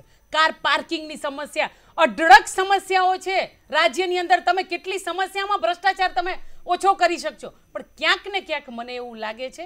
સુજલભાઈની કહેવાની વાત જ એ છે એ જ કહેવા કે આપ જ્યારે આંદોલન કરી રહ્યા છો તો આંદોલનનું મૂળ શું છે? આંદોલનનું મૂળ એ છે કે બેરોજગારી હિતમાં છે, હોવા જોઈએ. અને હું એ જ કહું છું, કોઈ પણ પક્ષે કોઈ પણ નિર્ણય લે તો એના માટે રાજ્યની પ્રજાની હિત શેમાં જોડાયેલું છે એની વાત કરવી જોઈએ. એના હક લઈને અધિકાર છે, એના આંદોલન કરવાના, તમારી પાસે જવાબ માંગવાના. તો એ અધિકારનો દુરુપયોગ તમે કરો છો, એના ઉપર કેસો કરો છો, દંડાવારી કરો છો, એ ન કરવું જોઈએ અને પોતાના અધિકારની વાત ગુજરાત રાજ્યની જનતાને કરવા દેવી જોઈએ. તમારી પ્રતિક્રિયા લઈ લઈશ અને પછી કિશનસિંહનો જવાબ.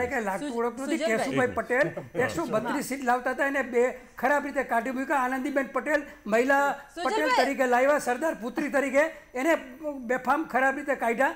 આ ભાજપને પટેલોને બ્રાહ્મણો સાથે તો જાણે હાથ પેઢીનો માનસિકતા છે. આ નરેન્દ્ર મોદી ક્યારેય પટેલોને માફ કરી શકે નહીં. બેટી બચાવો બેટી પઢાઓ અભિયાન, એ અભિયાનમાં તમે જો મહિલાઓ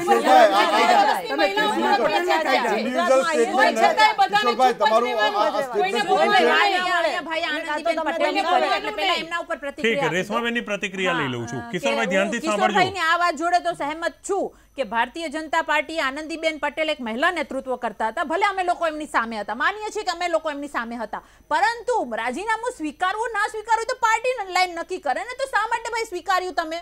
એટલે આ જે રાજનીતિ અને વોટ બેંકની રાજનીતિમાં આ બધું આવી જાય કે તમે કોને બેસાડો છો તમારી વોટ બેંક માટે, કેવા ખોખલા વચનો આપો છો, કેવી રાજનીતિ કરો છો. કારણ કે અમે તો પીડિત છીએ. 2017માં ભારતીય જનતા પાર્ટી જોઈન કર્યું ત્યારે વચનો આપ્યા હતા, અમારા સમાજના આગેવાનો, પાસ, એસપીજી દરેક સંગઠનની સામે આપ્યા હતા, પરંતુ આ વચનો આજ પણ ઠાલા નકોરા છે. આજ પણ એક ભાઈ ફોરેનમાં જવું હતું, આયોગના દરવાજે બેઠો તો સવારથી સાંજ સુધી, એવું કહી રહ્યો હતો બેન મને 3 દિવસમાં લોન નહીં મળશે તો મારે લાખોનું નુકસાન થશે, હું શું કરીશ? તો આપ આ શા માટે? આના માટે અમે લોકો ભારતીય જનતા પાર્ટીમાં આવ્યા હતા. આ સવાલ તો ઉઠે છે અને વિરોધ તમારી નીતિઓ સામે છે અને હંમેશા રહેશે. ભારતીય જનતા પાર્ટીમાં છું ને ભારતીય જનતા પાર્ટીની દરેક નીતિઓને ખુલીને વિરોધ કરીશ. પછી આને કોઈ ડિસિપ્લિન ભંગ કે કોઈ એમ કે સિસ્ટમમાં રહેવું જોઈએ કે પાર્ટી ફોરમમાં રહેવું જોઈએ, એ મારે કોઈ પાર્ટી ફોરમમાં નથી રહેવું. આ જ રીતે કામ થશે. એટલે કહેવાનો મતલબ કે ખોખલા 32 સીટ લાવેલા પ્રતિક્રિયા આપવાની છે, એમને સાંભળી લેવા દો. વચનો એવા ભરપૂર આપે છે. ચૂંટણી ટાઈમે બેને જે રીતે કહ્યું કે નેતાઓને વચમાં લાવવાના, ક્રાંતિકારીઓના નામ વચમાં લાવવાના, રામ મંદિરના મુદ્દાઓ લાવવાના, અમુક જગ્યાએ થી કઈ ના કોઈ ટોપિક મુદ્દો લાવવાના, અસંખ્ય લાવે છે. આ વાતનો મને હંમેશા વિરોધ રહ્યો છે. કારણ કે આસ્થાના નામ ઉપર, શ્રદ્ધાના નામ ઉપર લોકોમાં લાગણી ઉત્પન્ન કરવી કે અમે આ કરીશું, અમે તે કરીશું, તો શા માટે નથી કરી રહ્યા? લાગણી અને વાત આવે છે ગુજરાતની, તો ગુજરાતમાં તો આપણે છેલ્લા 3-3.5 વર્ષથી જોઈએ છીએ. માત્ર પટેલ સમુદાય નહીં, દલિત સમુદાય હોય, મુસ્લિમ સમુદાય હોય, દરેક સમુદાયમાંથી ક્યાંય ને કઈ ખેડૂત સમુદાય હોય, દરેકમાંથી રોષ આવે છે. તો દરેકના રોષનું કારણ તો શોધવું પડે અને મેં શોધ્યું છે. એટલે અને મહિલાઓની વાત આવે તો મહિલાઓ સશક્તિકરણની વાત આવે છે તો મારી પાસે એવી નર્સિંગ બહેનો આવી હતી કે જેને 40 વર્ષે 45 વર્ષે તમે નોકરીમાંથી કાઢી મૂકો છો. ત્યારે એવાથી કેવા નીતિ નિયમો કે તમારે નર્સિંગ બહેનોને નોકરીમાંથી 45 વર્ષે કાઢી નાખવી પડે. એ બહેનો પ્રજાની વચ્ચેના નેતા છે. અને આ મારી પાસે આવેલા મુદ્દા છે. આ મેં કોઈ વાંચેલા મુદ્દા નથી. બહેનો આજ પણ 70 બહેનો છે. અમે સીએમ સાહેબને મળ્યા છતાં પણ સીએમ સાહેબ કે ભાઈ એ તો નિયમો પ્રમાણે આ કરવું પડે. એટલે આવું ના ચાલે. લોકોના પ્રશ્નો સરકાર પાસેથી આશા હોય છે ને ત્યારે વસ્તુ સમજો, ત્યારે એ લોકો કાનૂનને વચમાં લાવે કે એ લોકો બેન કોર્ટમાં ગઈ હતી તો કાનૂનનું આમ થઈ ગયું. તો જ્યારે આ સબરીમાલાનો કેસ હતો ત્યારે તો આપણા અમિતભાઈ શાહ મતલબ અમારા રાષ્ટ્રીય અધ્યક્ષ ત્યારે તો કાનૂનને નેવે મૂકી દીધું. ભાઈ શા માટે આવા દોગલા વર્તન કરો? અમે તમને ફોલો કરીએ છીએ, અમે તમારી પાછળ ચાલીએ છીએ, તો અમારે કઈ દિશામાં ચાલવું એ આજે અમારા માટે પણ પ્રશ્નાર્થ બની ગયું છે. કિશનસિંહ, ભારતીય જનતા પાર્ટી છેલ્લા 23 વર્ષથી ગુજરાતમાં શાસનમાં છે. છેલ્લા 4.5 વર્ષથી રાષ્ટ્રીય લેવલે છે. એનડીએ સરકાર ઉપર 4.5 વર્ષમાં એક પણ આક્ષેપ થયો નથી. મોંઘવારીને અમે કાબુ રાખવામાં સક્સેસ થયા છીએ. Let me finish. પછી આપ બોલજો. હું બહુ શાંતિથી આપણે બધાને મેં સાંભળે, મેં ક્યાંય ડિસ્ટર્બ નથી કર્યા. બેરોજગારીની વાત છે. 130 કરોડ લોકોનો દેશ છે. ભારતીય જનતા પાર્ટીની સરકારોએ જેટલી રોજગારી ઉત્પન્ન કરી છે કે અહીંયા જે અમેઠીમાં આંકડા પણ બોલીશ, આપની પાછળ મીંડા નહીં લગાવી શકો. એટલે તમારે તમને બધું ખોટું એટલા માટે તમે 44 પર આવી ગયા છો. જે અમેઠીમાં એ લોકો આટલા આઝાદીના વર્ષોમાં કલેક્ટર ઓફિસ નથી બનાવી શક્યા, એ અમેઠીના લોકો અહીંયા રોજગારી માટે આવે છે. મહિલાઓને 33%, હમણાં બિન અનામત વર્ગમાં આવતા લોકોને જે સહાયની વાત છે એમાં પણ મહિલાઓને 33% અનામત આપવાની વાત ભારતીય જનતા પાર્ટી 4.5 વર્ષ તો પતી ગયા, પતી ગયું, પણ 5 વર્ષ પૂરા થયા. કોંગ્રેસે આ મુદ્દો વિરોધ કર્યો તો ભાજપે વિરોધ કર્યો. હેતલબેન બોલવા જ નહીં દો. હવે હું ના હવે હું બોલવા જ નહીં દઉં. હું જરા અત્યારે એમના પક્ષમાં જઈશ. આપ જ્યારે બધા બોલે ત્યારે પણ કિશનસિંહ જે બી બોલો જે પણ બોલો તમે સમય લઈ લો પણ મારી એક વિનંતી છે, આપ જે બોલો ને બહુ ધ્યાનથી બોલજો, કેમ કે સરદાર સાહેબ જોટી અને બહુ જવાબદારીપૂર્વક બોલું છું, કારણ કે અમને ગપગોળા કોંગ્રેસિઝમ ચલાવતા આવડતું નથી. ગપગોળા એ લોકો ચલાવે. મારી વાત સાંભળો. હું જેને લઈને ચર્ચા કરું છું એ તો વચ્ચે પ્રજાના આશીર્વાદ લઈ અમારા કાર્યકરો પ્રજાની સરદાર સાહેબ ખૂણામાં બેઠા બેઠા સાંભળી રહ્યા છે. સોશિયલ મીડિયા સાહેબ આ દૂરદર્શા જુઓ તમે ટીવી ઉપર. સરદાર સાહેબ ખૂણામાં બેસી ગયા છે. સરદાર સાહેબ એટલે આપ જે બોલો ધ્યાનથી જુઓ. સરદાર સાહેબ આપને લાવીએ છે, હોલમાં લાવીએ છે. સરદાર સાહેબની ચર્ચા માટે જ આપણે ભેગા થયા. ભાજપ હોય કે કોંગ્રેસ, આપનું સન્માન થાય ના થાય, ઇન્ડિયા ન્યૂઝ આપનું અપમાન નહીં થવા દે. અપમાન નહીં થવા દો. અપમાન નહીં થવા દો. સરદાર સાહેબ ખૂણામાં બેઠા બેઠા સાંભળે છે. એમને આપણે હોલમાં લાવીએ. સન્માનિત આત્માને છેલ્લા 4.5 વર્ષમાં જેટલી શાંતિ મળી હશે એટલી શાંતિ એમને છેલ્લા 60 વર્ષમાં મળી. સરદાર સાહેબે આ ચૂંટણી પ્રચારનો નવો નિયમ, નવી વાત. સરદાર સાહેબે તૈયાર કરેલી રૂપરેખા પ્રમાણે ભારતીય જનતા પાર્ટીની કેન્દ્ર અને રાજ્ય સરકારો કામ કરી રહી છે. સૌથી વધારે અત્યારે આત્મા સુખી છે. 2019 ચૂંટણીનો પ્રચાર શરૂ. સરદાર પટેલનો આત્મા સુખી હશે કે આ દેશ રાઈટ ટ્રેકમાં જઈ રહ્યો છે. એમણે સૂચવેલા માર્ગ પર જઈ રહ્યો છે. એમણે કરેલી કાર્ય પદ્ધતિ પર જઈ રહ્યો છે. કોંગ્રેસ અખંડ ભારતના શિલ્પી હતા. વર્ગ વિગ્રહમાં હતા. કોઈ વર્ગ વિગ્રહ એ લોકો કરે છે. અમે ક્યારે અમે સૌનો સાથ સૌનો વિકાસની વાત કરીએ છીએ. કોનો વિકાસ? એ લોકો એમ કહે છે કે દેશના સંસાધનો પર આ બહેનો બૂમો પાડે છે. આ બહેનો એક મિનિટ આ પીઠે ધોકા ખાધા છે. તમે બેટી બચાવો બેટી પઢાઓ અભિયાન અને તમે વાત કરો છો 15 પૈસાના પોસ્ટકાર્ડની.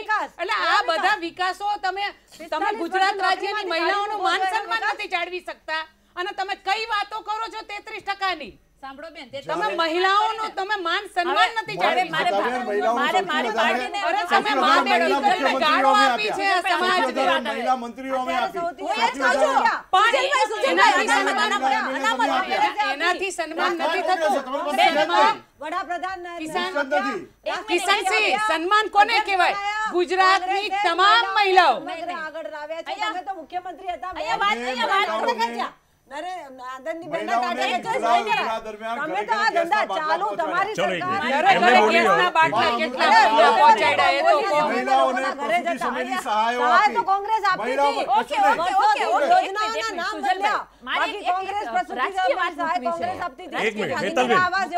તમારી વાત થી હોય એ તમે જે વાત કીધી ને પ્રસૂતિની, એ વાત પર હું આવીશ.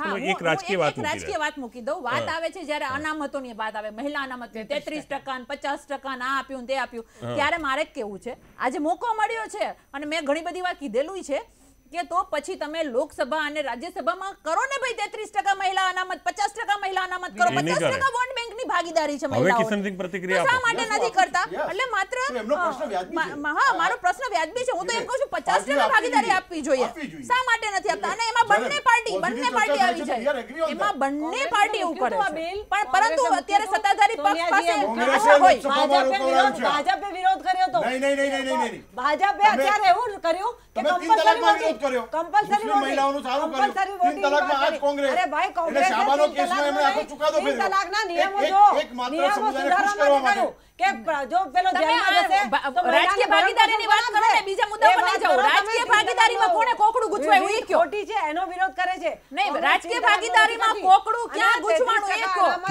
કોંગ્રેસે 50% અનામત આપવી જોઈએ. હું તો 50 કહું છું, 33 થી 50% આપવી જોઈએ. અરે એ લોકો ખોટી રીતે ગુજરાતમાં 182 માંથી 12 કે 13 ભાજપ પણ જાહેર કરી શકે ને, એમાં કેમ ના છે? 33% તો ગુજરાતમાં જ્યારે ઇલેક્શન થતું હોય ત્યારે આપી શકે છે મહિલાઓ. ભારતીય જનતા પક્ષે વિરોધ કરે તો સોનિયાજી આપી શકે છે, એમાં કઈ વાંધો નથી. આ તમે જાણકારી નથી. સોનિયાજીએ એમના શાસનમાં 33% અનામતનું બિલ મૂક્યું હતું.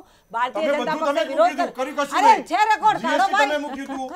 આ કોંગ્રેસે મૂક્યું. નોટબંધી તો તમે ગોળા લઈ આવ્યા. અમે નોટબંધી જેવા તગલક નિર્ણય માનતા જ નથી. તમે એને મૂર્ખામી જેવા પગલા ભર્યા. સોનિયાજીએ બેન મહિલાઓની વાત કરો. 50% અનામત જોઈએ છીએ લોકસભામાં અને વિધાનસભામાં. આપો કોંગ્રેસે આ ભારતીય જનતા પક્ષે. હા કિશોરભાઈ આપ આપની પ્રતિક્રિયા આપો. ભારતીય જનતા પક્ષને અને મહિલાઓને કઈ લાગતું ઓળખતું નથી. મારે દુઃખ સાથે કહેવું પડે કે સરદાર પણ સાચી વાત છે, એમાં બિલકુલ સાંભળો એમને.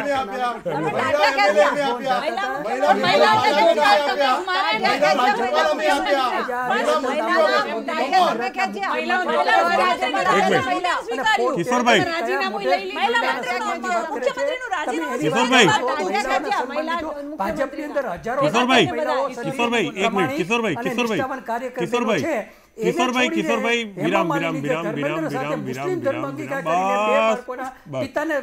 કિશોરભાઈ એક મિનિટ મારી વાત સાંભળી લો.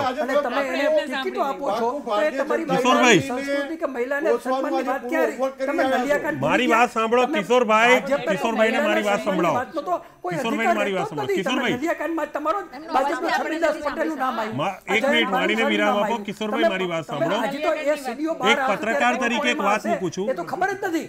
સવાલ એટલો છે કે એક મિનિટ કિશોરભાઈ, એક પત્રકાર તરીકે સંશોધન મારો વિષય છે. આપનો તો મારા પહેલાથી જ હશે. આપ વરિષ્ઠ પત્રકાર છો, મારા પણ સિનિયર છો. મારી વાત સાંભળો કિશોરભાઈ. ભાજપના પ્રવક્તા અહીંયા કિશનસિંહ હાજર છે, પણ દરેક પ્રવક્તાને જે તાલીમ આપવામાં આવી છે ને એનાથી અહીંયા પેનલિસ્ટને હું વાકેફ કરીશ કે જ્યારે તમે કોઈ પક્ષ મૂકો ને ત્યારે એની સિદ્ધિ જોરથી ગણાવી. એટલે બની શકે તો ભાજપના પ્રવક્તાને પહેલાં બોલી લેવા દો અને પછી જ તમે વાત મૂકો. હું આવો આગ્રહ રાખીશ એટલે દર્શકોને એટલી ખબર પડે કે ચર્ચા કયા વિષય પર થઈ રહી છે અને કોણ શું પ્રતિભાવ આપી રહ્યા છે. ઠીક છે, હવે કિશોર તમે બોલી શકો છો. Kishorbhai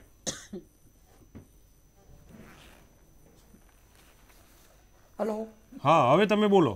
hello hello hello. મારો અવાજ આપના સુધી આવે છે? Hello hello. ઠીક છે, એ કનેક્ટ થાય ત્યાં સુધી ગીતાબેન આપની પ્રતિક્રિયા. જો અમે તો 3.5 વર્ષથી આંદોલન કર્યું છે આમની સામે, અને ગુજરાતની અંદર અસંખ્ય આંદોલનો પણ થયા છે. પણ દુઃખ એ વાતનું થાય છે કે જ્યારે મહિલાઓ રોડ પર આવતી હોય છે ત્યારે આ લોકો મેં મારી નરી આંખે આ બધી વાસ્તવિકતાઓ જોઈ છે. જેન્ટ્સ પોલીસ, તમને આ વાત આપના માધ્યમથી કહું છું અને પુરાવા સાથે કહું છું કે એક લેડીઝ પોલીસને મહિલા હોય, મહિલાને એક મહિલા પોલીસ જ હાથ લગાવી શકે. પણ અમારા આંદોલનની અંદર અથવા કોઈ પણ ખેડૂતોના આંદોલનમાં ક્યાંય એવું નથી બન્યું. આપ પણ ઘણા વિડીયો આપની પાસે પણ હશે. જેન્ટ્સ પોલીસ મહિલાઓ ઉપર ધોકાવારી કરતા હોય છે અને કેવી લાઠીઓ વરસાવતા હોય છે. આપણને ઘરે બેઠા બેઠા આપણો જીવ ઉકળતો હોય છે કે સાલું આપણે કયા ગુજરાત રાજ્યના સંસ્કૃતિમાં જીવી રહ્યા છીએ, કયા રાજ્યમાં જીવી રહ્યા છીએ. આજે કોઈ પણ વ્યક્તિ પોતાના અધિકારની વાત લઈને નીકળે ત્યારે મહિલાઓ પર તમે અભદ્ર ભાષાની ટિપ્પણીઓ કરો છો. અરે કઈ સંસ્કૃતિમાં આપણે જીવીએ છીએ? આજે મહિલાઓ પર બેફામ લાઠીઓ વરસાવવામાં આવે છે, મહિલાઓને જેલની અંદર નાખવામાં આવે છે અને ખોટા કેસો કરી અને મહિલાઓને જેલની અંદર પૂરી દેવામાં આવે છે. એટલે ક્યાંક ને ક્યાંક ગુજરાતની અંદર, ગુજરાત રાજ્યની અંદર જે ઘટનાઓ બને છે ખરેખર ખૂબ જ દુઃખની વાત છે. આપણે કિશોરભાઈને સાંભળતા હતા ત્યારે વચ્ચે વચ્ચે એમને નલિયાકાંડ વિશે પણ વાત કરી, પણ આવા તો અસંખ્ય કાંડો છે. પણ એનો કોઈ પણ અત્યાર સુધી તમે જોજો કોઈ પણ નિવેડો અત્યાર સુધી આવ્યો જ નહીં અને આવશે પણ નહીં.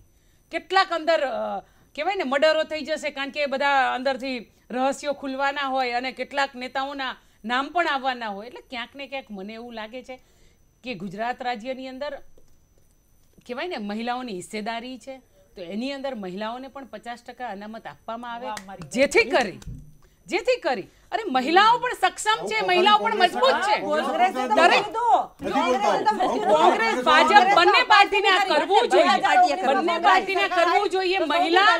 મહિલા શિક્ષિત પણ છે અને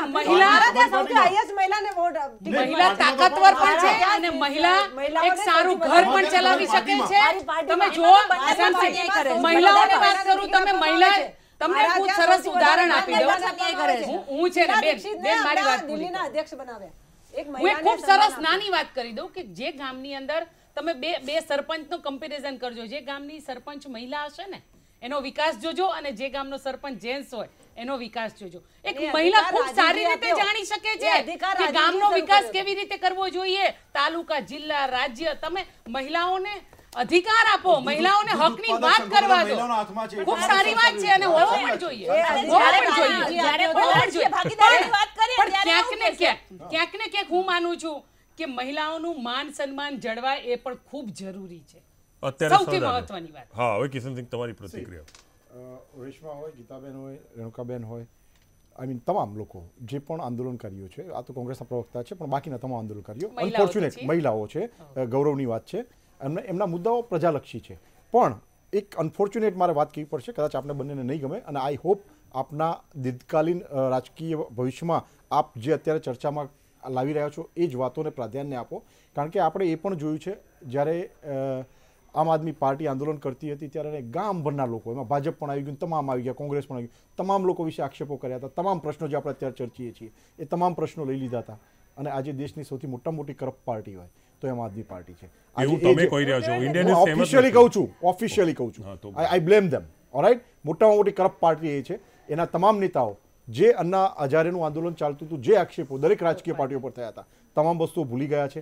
એટલે એન્ડ ઓફ ધ ડે આંદોલનકારીઓ જ્યારે સત્તાનો ભાગ બને છે ત્યારે ક્યાંકના ક્યાંક પ્રશ્નો ફરી પાછા રાજકીય થઈ જાય છે, રાજકીય એંગલથી જોવામાં આવે છે. આંદોલનકારીઓ ખરા અર્થમાં જે અત્યારે મહિલા સન્માનની વાત હોય, સરદાર પટેલના, આપણા કોઈ પણ વીર સ્વાતંત્ર્ય સેનાની હોય, રાજ્યહિતની વાત હોય, દેશહિતની વાત હોય, પ્રજાહિતની વાત હોય, દબાયેલા કચડાયેલા શોષિતની વાત હોય, તો આ પ્રશ્નો આપના રાજકીય દીર્ઘ ભવિષ્યમાં ફ્રન્ટમાં રાખો, એને આગળ વધારો. ડઝન્ટ મેટર આપની પોતાની પાર્ટીને ગમે છે કે નહીં, બીજા લોકોને ગમે છે કે નહીં, પ્રજાને ગમવા જોઈએ અને એ કામ થશે, એ મુદ્દાઓની ચર્ચા થશે તો વી આર વિથ. ચોક્કસ ફ્રન્ટમાં જ રાખીએ છીએ એટલે તો આજ ભારતીય જનતા પાર્ટીમાં છું ને. હું તો બેન નથી રાજકીય નેતા, હું તો છું, છતાં પણ કહું છું મેં તો પાર્ટીને કીધેલું છે કે તમે કરો ને 50% આપો ને. ચલો કોઈ નિયમ ના હોય તો ભી કઈ નહીં, તમે આપો ને ટિકિટો. શા માટે નથી? ચોક્કસ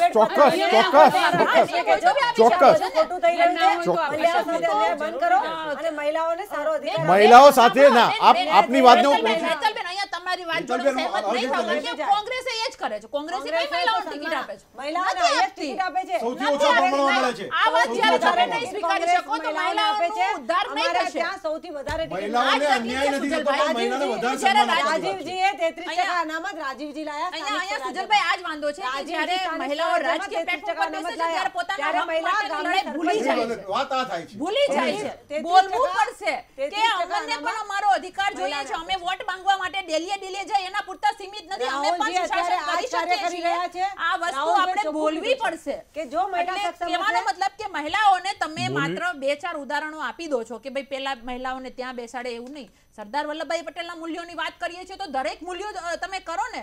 ઘણા બધા આપણા ઇતિહાસમાં પણ સરદાર પટેલ સ્પષ્ટ વક્તા હતા. મણીબેન હા સ્પષ્ટ વક્તા હતા, એમને શીખવાડ્યું છે. હા, આપણે સાચી વાત કરવાની તાકાત રાખો. સરદાર સાહેબનો શબ્દ છે કે સાચી વાત કરવાની તાકાત રાખો.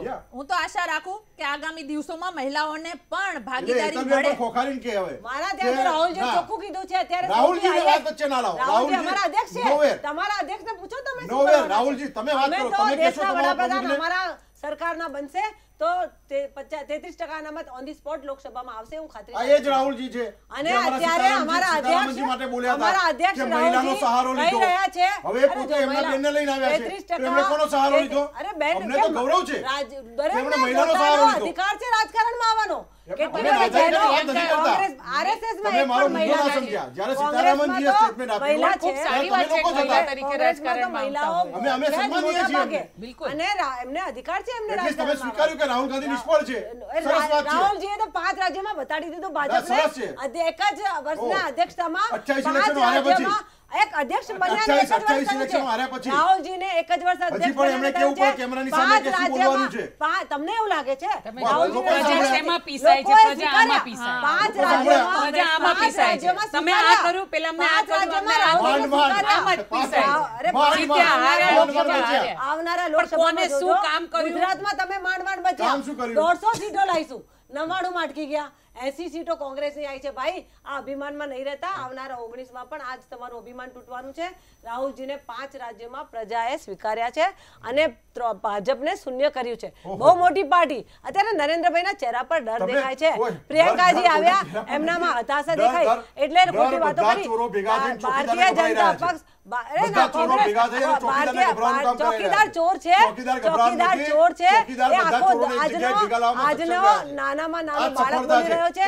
રાફેલ મુદ્દે પ્રજાની સામે આવીને બોલો ને, મીડિયાની સામે બોલો. રાફેલ મુદ્દે જવાબ આપો કે કેટલું કમિશન તમારા મિત્રને આપી દીધું. તમારા મિત્રને કેટલું તમારા કોંગ્રેસી વચ્ચે જાઓ. તમે કમિશન ખાધું? રાફેલની જો વાત થતી હોય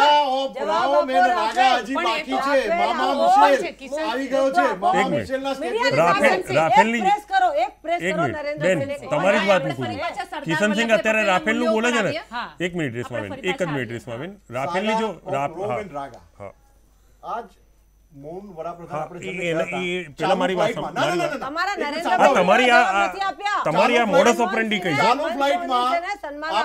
તમે બીજાને વાત મૂકવા દો. કોઈ પણ સંજોગોમાં બચાવી લેવી જોઈએ. આ કોને ગર્ભિત ભાઈ, એ વખતે અધિકારીઓને ગર્ભિત એ વાત પછી કરો. રાફેલ જ્યારે કે રિપોર્ટ બગાડી દીધા. તમે તો બગાડી દીધા. લોનો તમે આપી છે. તમે પબ્લિકના પૈસાનું અમે તો એને લંડનમાં કનેક્ટ કરવાનું કામ કર્યું. એક મિનિટ લોન આપે. બેન, એક મિનિટ. લંડનમાં કનેક્ટ હેતલબેન, આનું ડેકોરમ નથી. આ મારી ડિબેટ અલગ છે. હું એમને એ જ જવાબ આપું છું, તમારો જ જવાબ આપું છું. તમે અત્યારે રાફેલની જે ચર્ચા કરી રહ્યા છો ને, તો સાથે સાથે તમારે એ પણ જણાવવું જોઈએ કે અનિલ અંબાણી વાઇબ્રન્ટમાં કેમ નતા આવ્યા. એમાં એમની પોતાને કોઈ ઇન્ડસ્ટ્રીમાં અહીંયા રસ છે કે ના? હું આપું છું જવાબ. કેમ નહીં? દર વખતે ચેન્જ થતા રહે છે ચહેરાઓ. આ વખતે 2-3 ઉદ્યોગપતિઓ મુકેશભાઈ તો ગઈ વખતે બી હતા, અનિલભાઈ તો ગઈ વખતે બી હતા. પણ આ વખતે એમનો કોઈ ગુજરાતમાં પ્લાન નહીં હોય. પોસિબલ. સોરી, ગુજરાતમાં એમનો કોઈ પ્લાન નહીં હોય ઇન્વેસ્ટમેન્ટનો. અચ્છા, અનિલભાઈનો નહીં હોય તો તમારે એ સ્પષ્ટતા કરવી જોઈએ કે ટોચનો ઉદ્યોગપતિ જેની જોડે તમારું નામ જોડાય છે એ ગુજરાતમાં કેમ નથી આવતો? અમે ક્યારે નથી તો હવે જોડ્યું. અમે નથી જોડ્યું. એ તો મીડિયા જોડી રહી છે. ના, અમે નથી જોડ્યું. આ તમારો આક્ષેપ છે. મીડિયા જોડે છે. આ તમારો આક્ષેપ. મીડિયા જોડે છે. તો તમે મને પ્રશ્ન પૂછો છો અનિલ અંબાણી કે બીજા 2 ઉદ્યોગપતિ, એના નામ કેમ ના બોલ્યા? મેં એવું નથી કીધું. એના નામ કેમ ના બોલ્યા? અનિલ અંબાણી એમને પ્રોજેક્ટ અત્યારે ગુજરાતમાં કોઈ નહીં હોય તો નહીં આવ્યા હોય. કેમ નથી? ના, પણ અનિલ અંબાણીને પૂછો. તો એ કારણોની ચર્ચા કરવી જોઈએ કે અંબાણીનું રોકાણ ક્યાંક એમના બીજે મોટા ભાઈ છે, તો હતા. ક્યાં છે, ગુજરાતમાં એને વિશ્વાસ મુકેશભાઈ તો રહ્યો હતા છે, નથી ગુજરાતમાં. રહ્યો. મુકેશભાઈ તો ગુજરાતમાં હતા. 1,11,000 કરોડ. મુકેશભાઈને ક્યાં તમે અનિલ અંબાણી 1,11,000 કરોડનું ગુજરાતમાં રોકાણ થવાનું છે. મુખ્યમંત્રી કહી ચૂક્યા છે માર્ચ પહેલા આ તમામ પ્રોજેક્ટ આવા આંકડા છે ને 2000 તો હાથથી આવે. કેટલી વાર વાઇબ્રન્ટ ગુજરાતમાં રહ્યું પણ કશું. વાઇબ્રન્ટના આંકડા રવા દો. સાહેબ, 140 કરોડ રૂપિયા ખર્ચ્યા પછી બી નીતિનભાઈ એમ કહેતા હોય પબ્લિકના પૈસાનો ધુમાડો કરો છો દર વર્ષે, બાકી આમાંથી કંઈ જ નીકળતું નથી. એક જ ઉદાહરણ આપું. પિકનિકમાં આવે છે એક મિનિટ અને એનાથી વધારે કાંઈ જ નથી. હેતલબેન, હું તમારા લોકોની સાહેબ, વાત જોડે સહેમત અત્યારે છું. હવે આ સુજલભાઈ, વાત નીકળી છે ને રેશમાબેન, તમારી વાત હું ચોક્કસ સાંભળીશ, પણ હું અત્યારે કિશનસિંહ જોડે એક જવાબ લઈશ. આ 140 ખર્ચ્યા ને, 140 કરોડ રૂપિયા 11 લાખ કરોડ આવ્યા પણ ખરા. આવ્યા હજી પણ આવશે. એ આવ્યા નથી ને. નહીં, હું બીજા સંદર્ભમાં બોલ્યો. જે દિવસે હું તમને કહી દઉં 11 લાખ કરોડ આવ્યા પણ ખરા. આવ્યા ખરા, આવ્યા ને, બહુ સરસ. તો હવે આપણે બધા 11 લાખ 2008 કરોડમાંથી એક મિનિટ, બેન. વાઇબ્રન્ટમાં ખર્ચા 11 લાખ કરોડ. 11 લાખ કરોડ આવ્યા. 140 500 કરોડ ઉપર થાય. એક મિનિટ કિશોરભાઈ, આપણે બધા જ 2028માં હવે ચાંદ ઉપર જવાનું, કેમ કે 1,11,000 ગગનયાન પણ અમે લઈ જઈશું. ગગનયાન પણ અમે લઈ જઈશું. સામાન તૈયાર કરો. ભગવાન જય શ્રી રામના નારા લાગશે. ભગવાન જય શ્રી રામ ચંદ્ર પર પણ બોલાશે. આવી રીતે સાહેબ, આ બધી વાતો રવા દો. આ આંકડાની માયાજાળમાં આવી રીતે સુજલભાઈ લોકોને મૂર્ખ જ બનાવે. સુજલભાઈ, મને આ જ આંકડાની નીતિનો તમે વાસ્તવિકતાની વાત કરો ને, વાસ્તવિકતાની વાત કરો ને. આપણે એવું 1,11,000 એમણે ડાયરેક્ટ મને કીધું છે હું 1,11,000 જે કરોડ આવ્યા હોય ને હું ક્યારે માનીશ ખબર છે? ચમનપુરાની અંદર શાકની લારી ફેરવતા રમેશ પટણી એમ કહી દે ને કે હવે મારે લારીની જરૂરિયાત નથી, કેમ કે મારા દરેક વર્ગ અત્યારે મોલમાંથી શાકભાજી ખરીદે છે, એ દિવસે હું માનીશ. અને કદાચ રમેશ પટણી મારી પાસે માહિતી નહીં આવી હોય ને તો હું એ દિવસે માનીશ કે લોકરક્ષક દળની જ્યારે પરીક્ષા આવે ને ત્યારે 9,000 માટે 3 લાખ ઉમેદવાર મેદાનમાં નહીં હોય, એ દિવસે હું માનીશ. એટલે એ દિવસે 1,11,000 કરોડ નહીં તમે કહેશો ને એ આંકડો હું ઇન્ડિયા ન્યૂઝથી અને બીજા વિષયને સાથે તમે બોલ્યા. મેં અનિલ અંબાણીની જ વાત કરી, તમે રાફેલ ખોલ્યો, મેં અનિલ અંબાણીની વાત કરી. મોટી વાત આંકડાઓ હવે બોલું રોજગાર માટે આ ભ્રામક પ્રચાર ચલો આપ ડિનાય કરો કે ગુજરાત રાજ્યમાં દેશમાં સૌથી વધારે રોજગારી ઉત્પન્ન કરતું રાજ્ય આપ ડિનાય કરો. તમે કહો છો એટલે હું કહું છું નહીં, તમે કહો છો. અરે ઓફિશિયલ આંકડા કે છે, ઓફિશિયલ આંકડા કે છે. અને એમાં અનસ્કિલ વર્કરને હું નથી લેતો, અનસ્કિલ વર્કરને હું નથી ગણતો. ભલે થિંક ટેન્ક નો અહેવાલ એવું કહેતો 7 લાખ ફોર્મ ભરાય. અમને આક્ષેપોમાં રસ છે, અમને મુદ્દાઓમાં રસ છે, અમને મુદ્દાઓની ચર્ચા થાય એમાં રસ છે. આ લોકો આક્ષેપો કરે છે. વાસ્તવિકતા મેં આપને કીધી, ગુજરાત દેશમાં સૌથી વધારે રોજગારી આપતું રાજ્ય છે. એમના ક્રાઉન પ્રિન્સના પોતાના મતક્ષેત્રમાંથી પણ લોકો રોજગારી માટે અહીંયા આવે છે. કાલે હું આપને ઇન્ટરવ્યુ કરાવી દઈશ. અમેઠીના કેટલા લોકો રોજગારી આપો છો તમે? કેટલા લોકો બેકાર છે? ભણેલો છોકરો વાત વાઇબ્રન્ટની ચાલી રહી છે, નો ઊભો છે. આપણે સરદારની ચાલી રહી છે. હવે વાઇબ્રન્ટની વાત કરું, બે ટિપ્પણી કરી દઉં. પહેલી ટિપ્પણી તો એ કે તો પછી વાઇબ્રન્ટ આપણે ગુજરાતના વિકાસ માટે કરી રહ્યા છીએ તો અહીંયા 4,000 ને 6,000 ની થાળીઓ પીરસવાની જરૂર શું હતી? આપણે આપણું કલ્ચર આપવું હતું ને, રોટવાનું શાક આપવું હતું, બીજું ગુજરાતી આપવું હતું. એમાં એવું તો કઈ 4,000 ને 6,000 તો જાણો છો ઇન્ટરનેશનલ ડેલિગેશન એના પ્રોટોકોલ્સ હોય, હું એ જ કહું એના પ્રોટોકોલ. આપણે શિમલા જઈએ છે તો ત્યાંનો પહેરવેશ પહેરી અને નવ દંપતી ફોટા નથી પડાવતા? આપણે ત્યાંનું કલ્ચર સ્વીકારવા જઈએ છે તો અહીંયા કેમ કાઠિયાવાડી ના ખવડાવ્યું? આપણું કલ્ચર, કારણ કે ગુજરાતની જનતાના પૈસા છે, પ્રોટોકોલ હોય છે. શેનો પ્રોટોકોલ? અરે સાહેબ તમે વિકાસ તો આપી રહ્યા છો, રોજગાર આપી રહ્યા છો તો એ આવે એમને. અરે યાર કમાવું છે. આખા દેશે ગુજરાત મોડેલને સ્વીકાર્યું. મહારાષ્ટ્રની અંદર વાઇબ્રન્ટ ગુજરાત જેવા પ્રોગ્રામો આપ્યા. તાઇફા કહેવાય પ્રજાના પૈસાનો, તાઇફાઓ છે જેના લીધે ગુજરાત 2003 થી અત્યાર સુધી વિકાસના મોડેલ પર ચાલ્યું છે. ચલો વિકાસ રિવરફ્રન્ટનો વિકાસ આપણે આપણા દેશમાં આર્મી અને પોલીસને હંમેશા માનવું જોઈએ, કારણ કે એના થકી દેશ સુરક્ષામાં છે. આ વસ્તુ માનીએ છીએ, છતાં પણ પોલીસની શું હાલત હતી વાઇબ્રન્ટમાં? શા માટે ભાઈ એ લોકો ખડે પગ ઉભા રહે તો આપણે એને મન ફાવે એવું ખાવાનું દઈ દેવાનું અને અહીંયા આપણે પ્રોટોકોલ નિભાવવાનો? એટલે આ વાતનો મને વિરોધ છે. મને આપણા દેશનું, હિન્દુસ્તાનનું ભલું જોઈએ છે. બીજી વસ્તુ આપણે શું કહ્યું ચંદ્ર ઉપર આપ કેના નારા લગાવશો? ફરી પાછું રિપીટ કરો તો. શ્રીરામ ભગવાન. હું એ કહું છું કે અમને એવું હિન્દુસ્તાન જોઈએ છે જે જય હિન્દનો નારો લગાવે, જય શ્રીરામનો નહીં, જય હિન્દનો. જય હિન્દ. અમે તો વંદે માતરમ બોલીએ છીએ. જય ભારત બધા બોલે છીએ. વંદે ભારતનો લગાવે. અમે ભારત માતાની જય.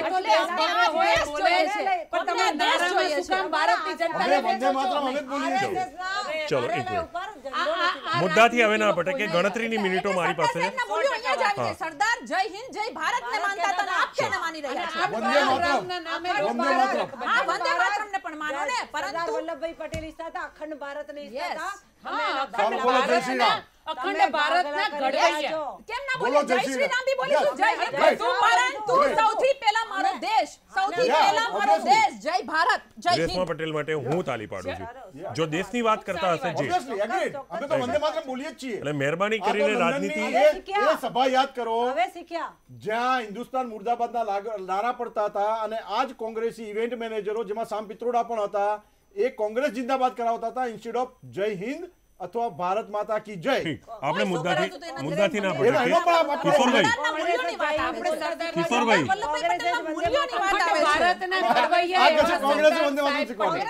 કિશોરભાઈ હવે ગણતરીની મિનિટો છે મારી પાસે. હેતલબેન ગણતરીની મિનિટો છે. કિશોરભાઈ સરદારના આ વારસાને જાળવવા માટે સરકાર કોઈ બી હોય, કોઈ પણ પક્ષ હોય, હું એના પર નથી ટીકા ટિપ્પણી કરતો, પણ ચોક્કસપણે કહું છું કે સરદાર દેશના છે, ભારતના છે, અને એના નાગરિક હોવાની નાતે, એક જવાબદાર પત્રકાર હોવાના નાતે હું આપની પાસે એ જવાબ માંગીશ કે એક સૂચનો એવા આપો કે જેના કારણે સરકાર આ સરદારના વારસાને જાળવી શકે.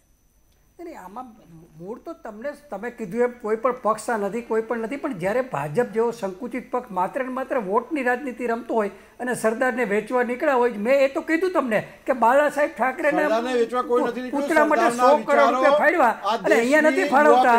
તમે બાલા સાહેબ ઠાકરેના સ્મારકને મેમોરિયલ માટે 100 કરોડ. પહેલા હું અભિપ્રાય લઈ રહ્યો છું, પણ તમે બોલજો. ભાજપ પર જઈ રહ્યા છે.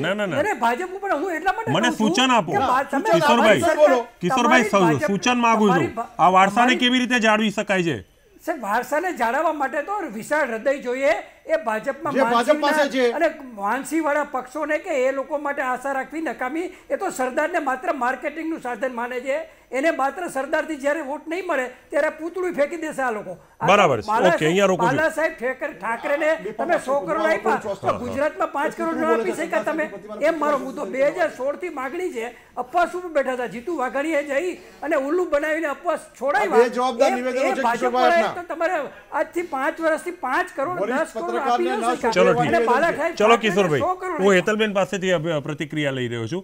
સરદારના આ વારસાને જાળવવા માટે શું કરવું જોઈએ? ચોક્કસ અમુક વસ્તુઓ આજે ખોટી થઈ રહી છે કે ભારત રત્ન આટલો લેટ કેમ આપ્યો? ભાઈ અમને કહ્યું, અરે આનો જવાબ મળ્યો. અમને બી કીધું રાજીવ ગાંધી કરતા પણ ઉતરતી કક્ષાના ગણ્યા. એક મિનિટ આ શબ્દ ન બોલો. જેમ રેશમાબેને કીધું, એ લોકો સરદાર વલ્લભભાઈ પટેલ માટે કદાચ ભારત રત્ન બહુ જ નાનો શબ્દ છે. બહુ જ. અચ્છા સાંભળો, અને કોંગ્રેસે બહુ જ પ્રયત્ન કર્યો. એમના વારસદારો પણ સ્વીકારવા તૈયાર નતા. સરદાર સાહેબના તો અરે તમે પૂછો, આગળના ઇતિહાસમાં છે, રેકોર્ડ કાઢો તમે. નતા સ્વીકારતા. બેન, હવે સૂચન આપો મને. મારે આ વારસાને જાળવવું છે કે આવા અમુક ખોટા ખર્ચાઓ ન કરી ચોક્કસ એમના એ વારસાને જાળવવા સૌથી પહેલું સ્ટેપ લેવું જોઈએ. હું તો કહું છું કે જો તમારી સરકાર હોય ને તો આજે જ એને કહું ગુજરાતમાં જઈને કે પહેલું કામ આ કામ કરો. મારી સરકાર જો ગુજરાતમાં હોય, હું મારા કોઈ પણ વ્યક્તિને કહી શકીશ તો પણ હું રજૂઆત કરીશ કે સૌથી પહેલા આ કામ. ચલો હેતલબેન, આપની પ્રતિક્રિયા છેલ્લે લઉં છું. હેતલબેન, મારી પાસે 45 સેકન્ડ છે આપના માટે, પ્લીઝ. સૌથી પહેલા તો કરમસદને રાષ્ટ્રીય દરજ્જો આપવામાં આવે. નડિયાદની વાત કે એમના જન્મભૂમિ જે એમની છે એને એક રાષ્ટ્રીય દરજ્જો આપવામાં આવે. આ લડાઈ ત્યાંના લોકો ક્યારના લડી રહ્યા છે. આપણે એક્ચ્યુઅલી કરમસદ માટે રાષ્ટ્રીય દરજ્જો બધી પાર્ટીઓ માંગ્યો છે. ભાજપ પણ છે, કોંગ્રેસ પણ માંગ્યો છે. નડિયાદ માટે નહીં. હું નડિયાદની વાત કરું છું. મેં એમની ભૂલ સુધારી. એટલે મારો કહેવાનો મતલબ એ છે કે જે રાષ્ટ્રીય દરજ્જો આપવાની વાત છે એ દરજ્જો આપવામાં આવે. મારી પણ માંગ છે ને, અહીંયા લગભગ બધા બેઠા છે મારી વાત સાથે સહમત પણ થશે. એટલે એક સૌથી મહત્વની વાત એ છે, અને આજે જે જર્જરિત હાલતમાં આપણે જે સરદાર સાહેબનું જે જોઈ રહ્યા છીએ એને જલ્દીથી જલ્દી સરકાર, કોઈ પણ વિરોધ પક્ષ પણ રજૂઆત કરી શકે છે અને સરકાર પણ આનો નિર્ણય લઈ શકે છે અને જલ્દીથી જલ્દી એનું રિપેરિંગ કામ કરવામાં આવે, જેથી કરી આજનો યુવાન અને આજનો યુવાન ત્યાં જઈ અને ક્યાંક શીખીને આવે અને સરદાર સાહેબ જે કહેવાય ને અખંડ ભારતના ઘડવૈયા, આ વારસાને પ્રેરણાદાયક ગણે. જી રેશમાબેન, ભાઈ અહીંયા તો તમે સરકારમાં છો એટલે એવું નિવેદન આપજો કે જેની અસર સરકારને પણ પડે. ચોક્કસ રીતે કે જે જન્મભૂમિની જે યાદો, જે સ્મરણો છે, જે મૂલ્યો છે એનું માવજત કરવાની ફરજ છે. અને હું પણ એક લેટર લખી અને આ માધ્યમનું ધ્યાન દોરીશ મુખ્યમંત્રીશ્રીને. અને બીજું મારે એ પણ કહેવાનું છે કે જોડે જોડે હું પ્રયત્ન કરીશ કે હું સરદાર વલ્લભભાઈ પટેલના મૂલ્યો, આપણા જે ક્રાંતિવીરો છે બધા, એના મૂલ્યો ઉપર ચાલુ અને અખંડ ભારત જે બન્યું છે આપણું, જે આપણા દેશ માટે કાર્ય કરી શકું, આપણા ગુજરાત માટે કાર્ય કરી શકું. બસ હું સૂચન આપવા લાયક નથી, પરંતુ હું કર્મ કરીશ અને મેં આપને જણાવ્યું. કિશનસિંહ, અહીંયા કોઈ રાજકીય પ્રતિક્રિયા રહેશે મારી રાજકીય, કે અત્યાર સુધી કિશોરભાઈ અંજારિયા વરિષ્ઠ પત્રકારશ્રીએ વડાપ્રધાનશ્રી માટે જે પણ શબ્દ પ્રયોગો કર્યા, જે પણ અંગત આક્ષેપો કર્યા, એમના પોતાના છે. હું સખત શબ્દોમાં એને વખોડું છું. સરદાર પટેલ સાહેબની વાત હોય તો એ સમગ્ર દેશના હતા. એમના વિચારો, એમનો સાચો ઇતિહાસ આ દેશના યુવા અને આપણા દેશના નાગરિકો સાથે સત્વરે પહોંચે, સારી રીતે પહોંચે, પાઠ્યપુસ્તકોમાં એમને સ્થાન મળે. રહી વારસાની વાત તો આપણા સૌની સંયુક્ત જવાબદારી છે અને ગુજરાત સરકારની વિશેષ જવાબદારી છે. એ રેશમાબેનની વાત સાથે પણ હું સંમત. હું પણ મારાથી જ્યાં પણ કહી શકાય છે હું પણ કહીશ અને સરકાર પણ આ પ્રોગ્રામ સત્વરે સરકાર આના માટે યોગ્ય કાર્યવાહી કરશે. પણ સરદાર સાહેબને સતત થયેલો અન્યાય, આંબેડકરજીને સતત થયેલો અન્યાય અને આ દેશના તમામ સ્વાતંત્ર્ય સેનાનીઓ જે નહેરુ ગાંધી ફેમિલીમાંથી નહોતા આવતા એમને સતત થયેલા અન્યાયને ભારતીય જનતા પાર્ટી લોક જાગૃતિ રૂપે લોકોની વચ્ચે લાવશે. એના માટે જેને પણ અમારી ઉપર લેબલ લાગવું હોય કે એમને ઉછીના લઈ આવ્યા એમને લઈ લીધા લગાવે. અમને આ દેશના જે પ્રતિષ્ઠાભેરો ઇતિહાસ છે એની ઉપર અમને રસ છે. બહુ મહત્વની વાત છે ગીતાબેને જે વાત કરી છે એ ડિબેટનો અંત હોવો જોઈએ. તમે એમ કહેતા હોય કે કોંગ્રેસ પાર્ટી અન્યાય કર્યો આ કર્યો, પણ હું એવું માનું છું કાલે સીએમ નું સ્ટેટમેન્ટ આવે અને સ્ટેટમેન્ટની જરૂર નથી, એક્શન જ હોય. કાલથી એક્શન લેવાય તો અમે માનીશું કે સરદાર સાહેબને ન્યાય તમે આપ્યો. ચોક્કસ. કિશનસિંહ એવી બાંહેધરી આપી શકો છો કે નજીકના દિવસોમાં હું સમય આપી રહ્યો છું, પ્રતિનિધિત્વ કરું છું. જવાબદારી હું અત્યારે on the camera of the camera અત્યારે ના આપી શકું. Let me talk. બરાબર છે. અને આ સરકાર પ્રોગ્રામ જોઈ જ રહી છે, સરકાર નોંધે જ છે અને સરકાર ત્વરિત એક્શન લેશે. નહીં લે રેશમાબેન પણ લખવાના જ છે કાગળ, હું પણ મારાથી થતા તમામ પ્રયત્નો કરીશ.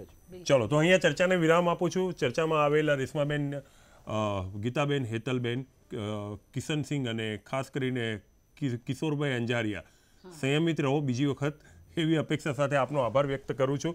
કેમ કે હું ઇન્ડિયા ન્યૂઝ ક્યારેય આપને ક્રોસ નથી કરતું, પણ આપનાથી સહેમત પણ નથી હોતું. પણ આપ વરિષ્ઠ પત્રકાર છો, આપનો સંશોધન વિષય છે એટલે બોલી શકતા હો. તો આજે અહીંયા ચર્ચાને વિરામ આપું છું. વાત હતી સરદારના સન્માનની. ચર્ચાના અંતમાં એક વાત ચોક્કસ નીકળી કે સરદારનું સન્માન જાળવવું હોય તો આપણે કોઈ પણ પક્ષના છીએ એ યાદ રાખવાની જરૂર નથી. સરદાર આપણા છે એ યાદ રાખવાની જરૂર છે. અને મંચમાં જેટલા પણ આમંત્રિત હતા એમણે એટલું ચોક્કસ કીધું છે કે બનતા પ્રયત્ન ચોક્કસ થશે. આશા રાખું કે આપણે 3000 કરોડની જે મૂર્તિ બનાવી છે એ સરદારનો વારસો જળવાઈ રહે એ માટે કમસે કમ 3 ચોકીદાર તો ત્યાં મૂકી દઈએ. ચર્ચાને વિરામ આપું છું. ફરી આવા એક વિષય સાથે આપની સમક્ષ આવે ત્યાં સુધી મને રજા આપશો. નમસ્કાર.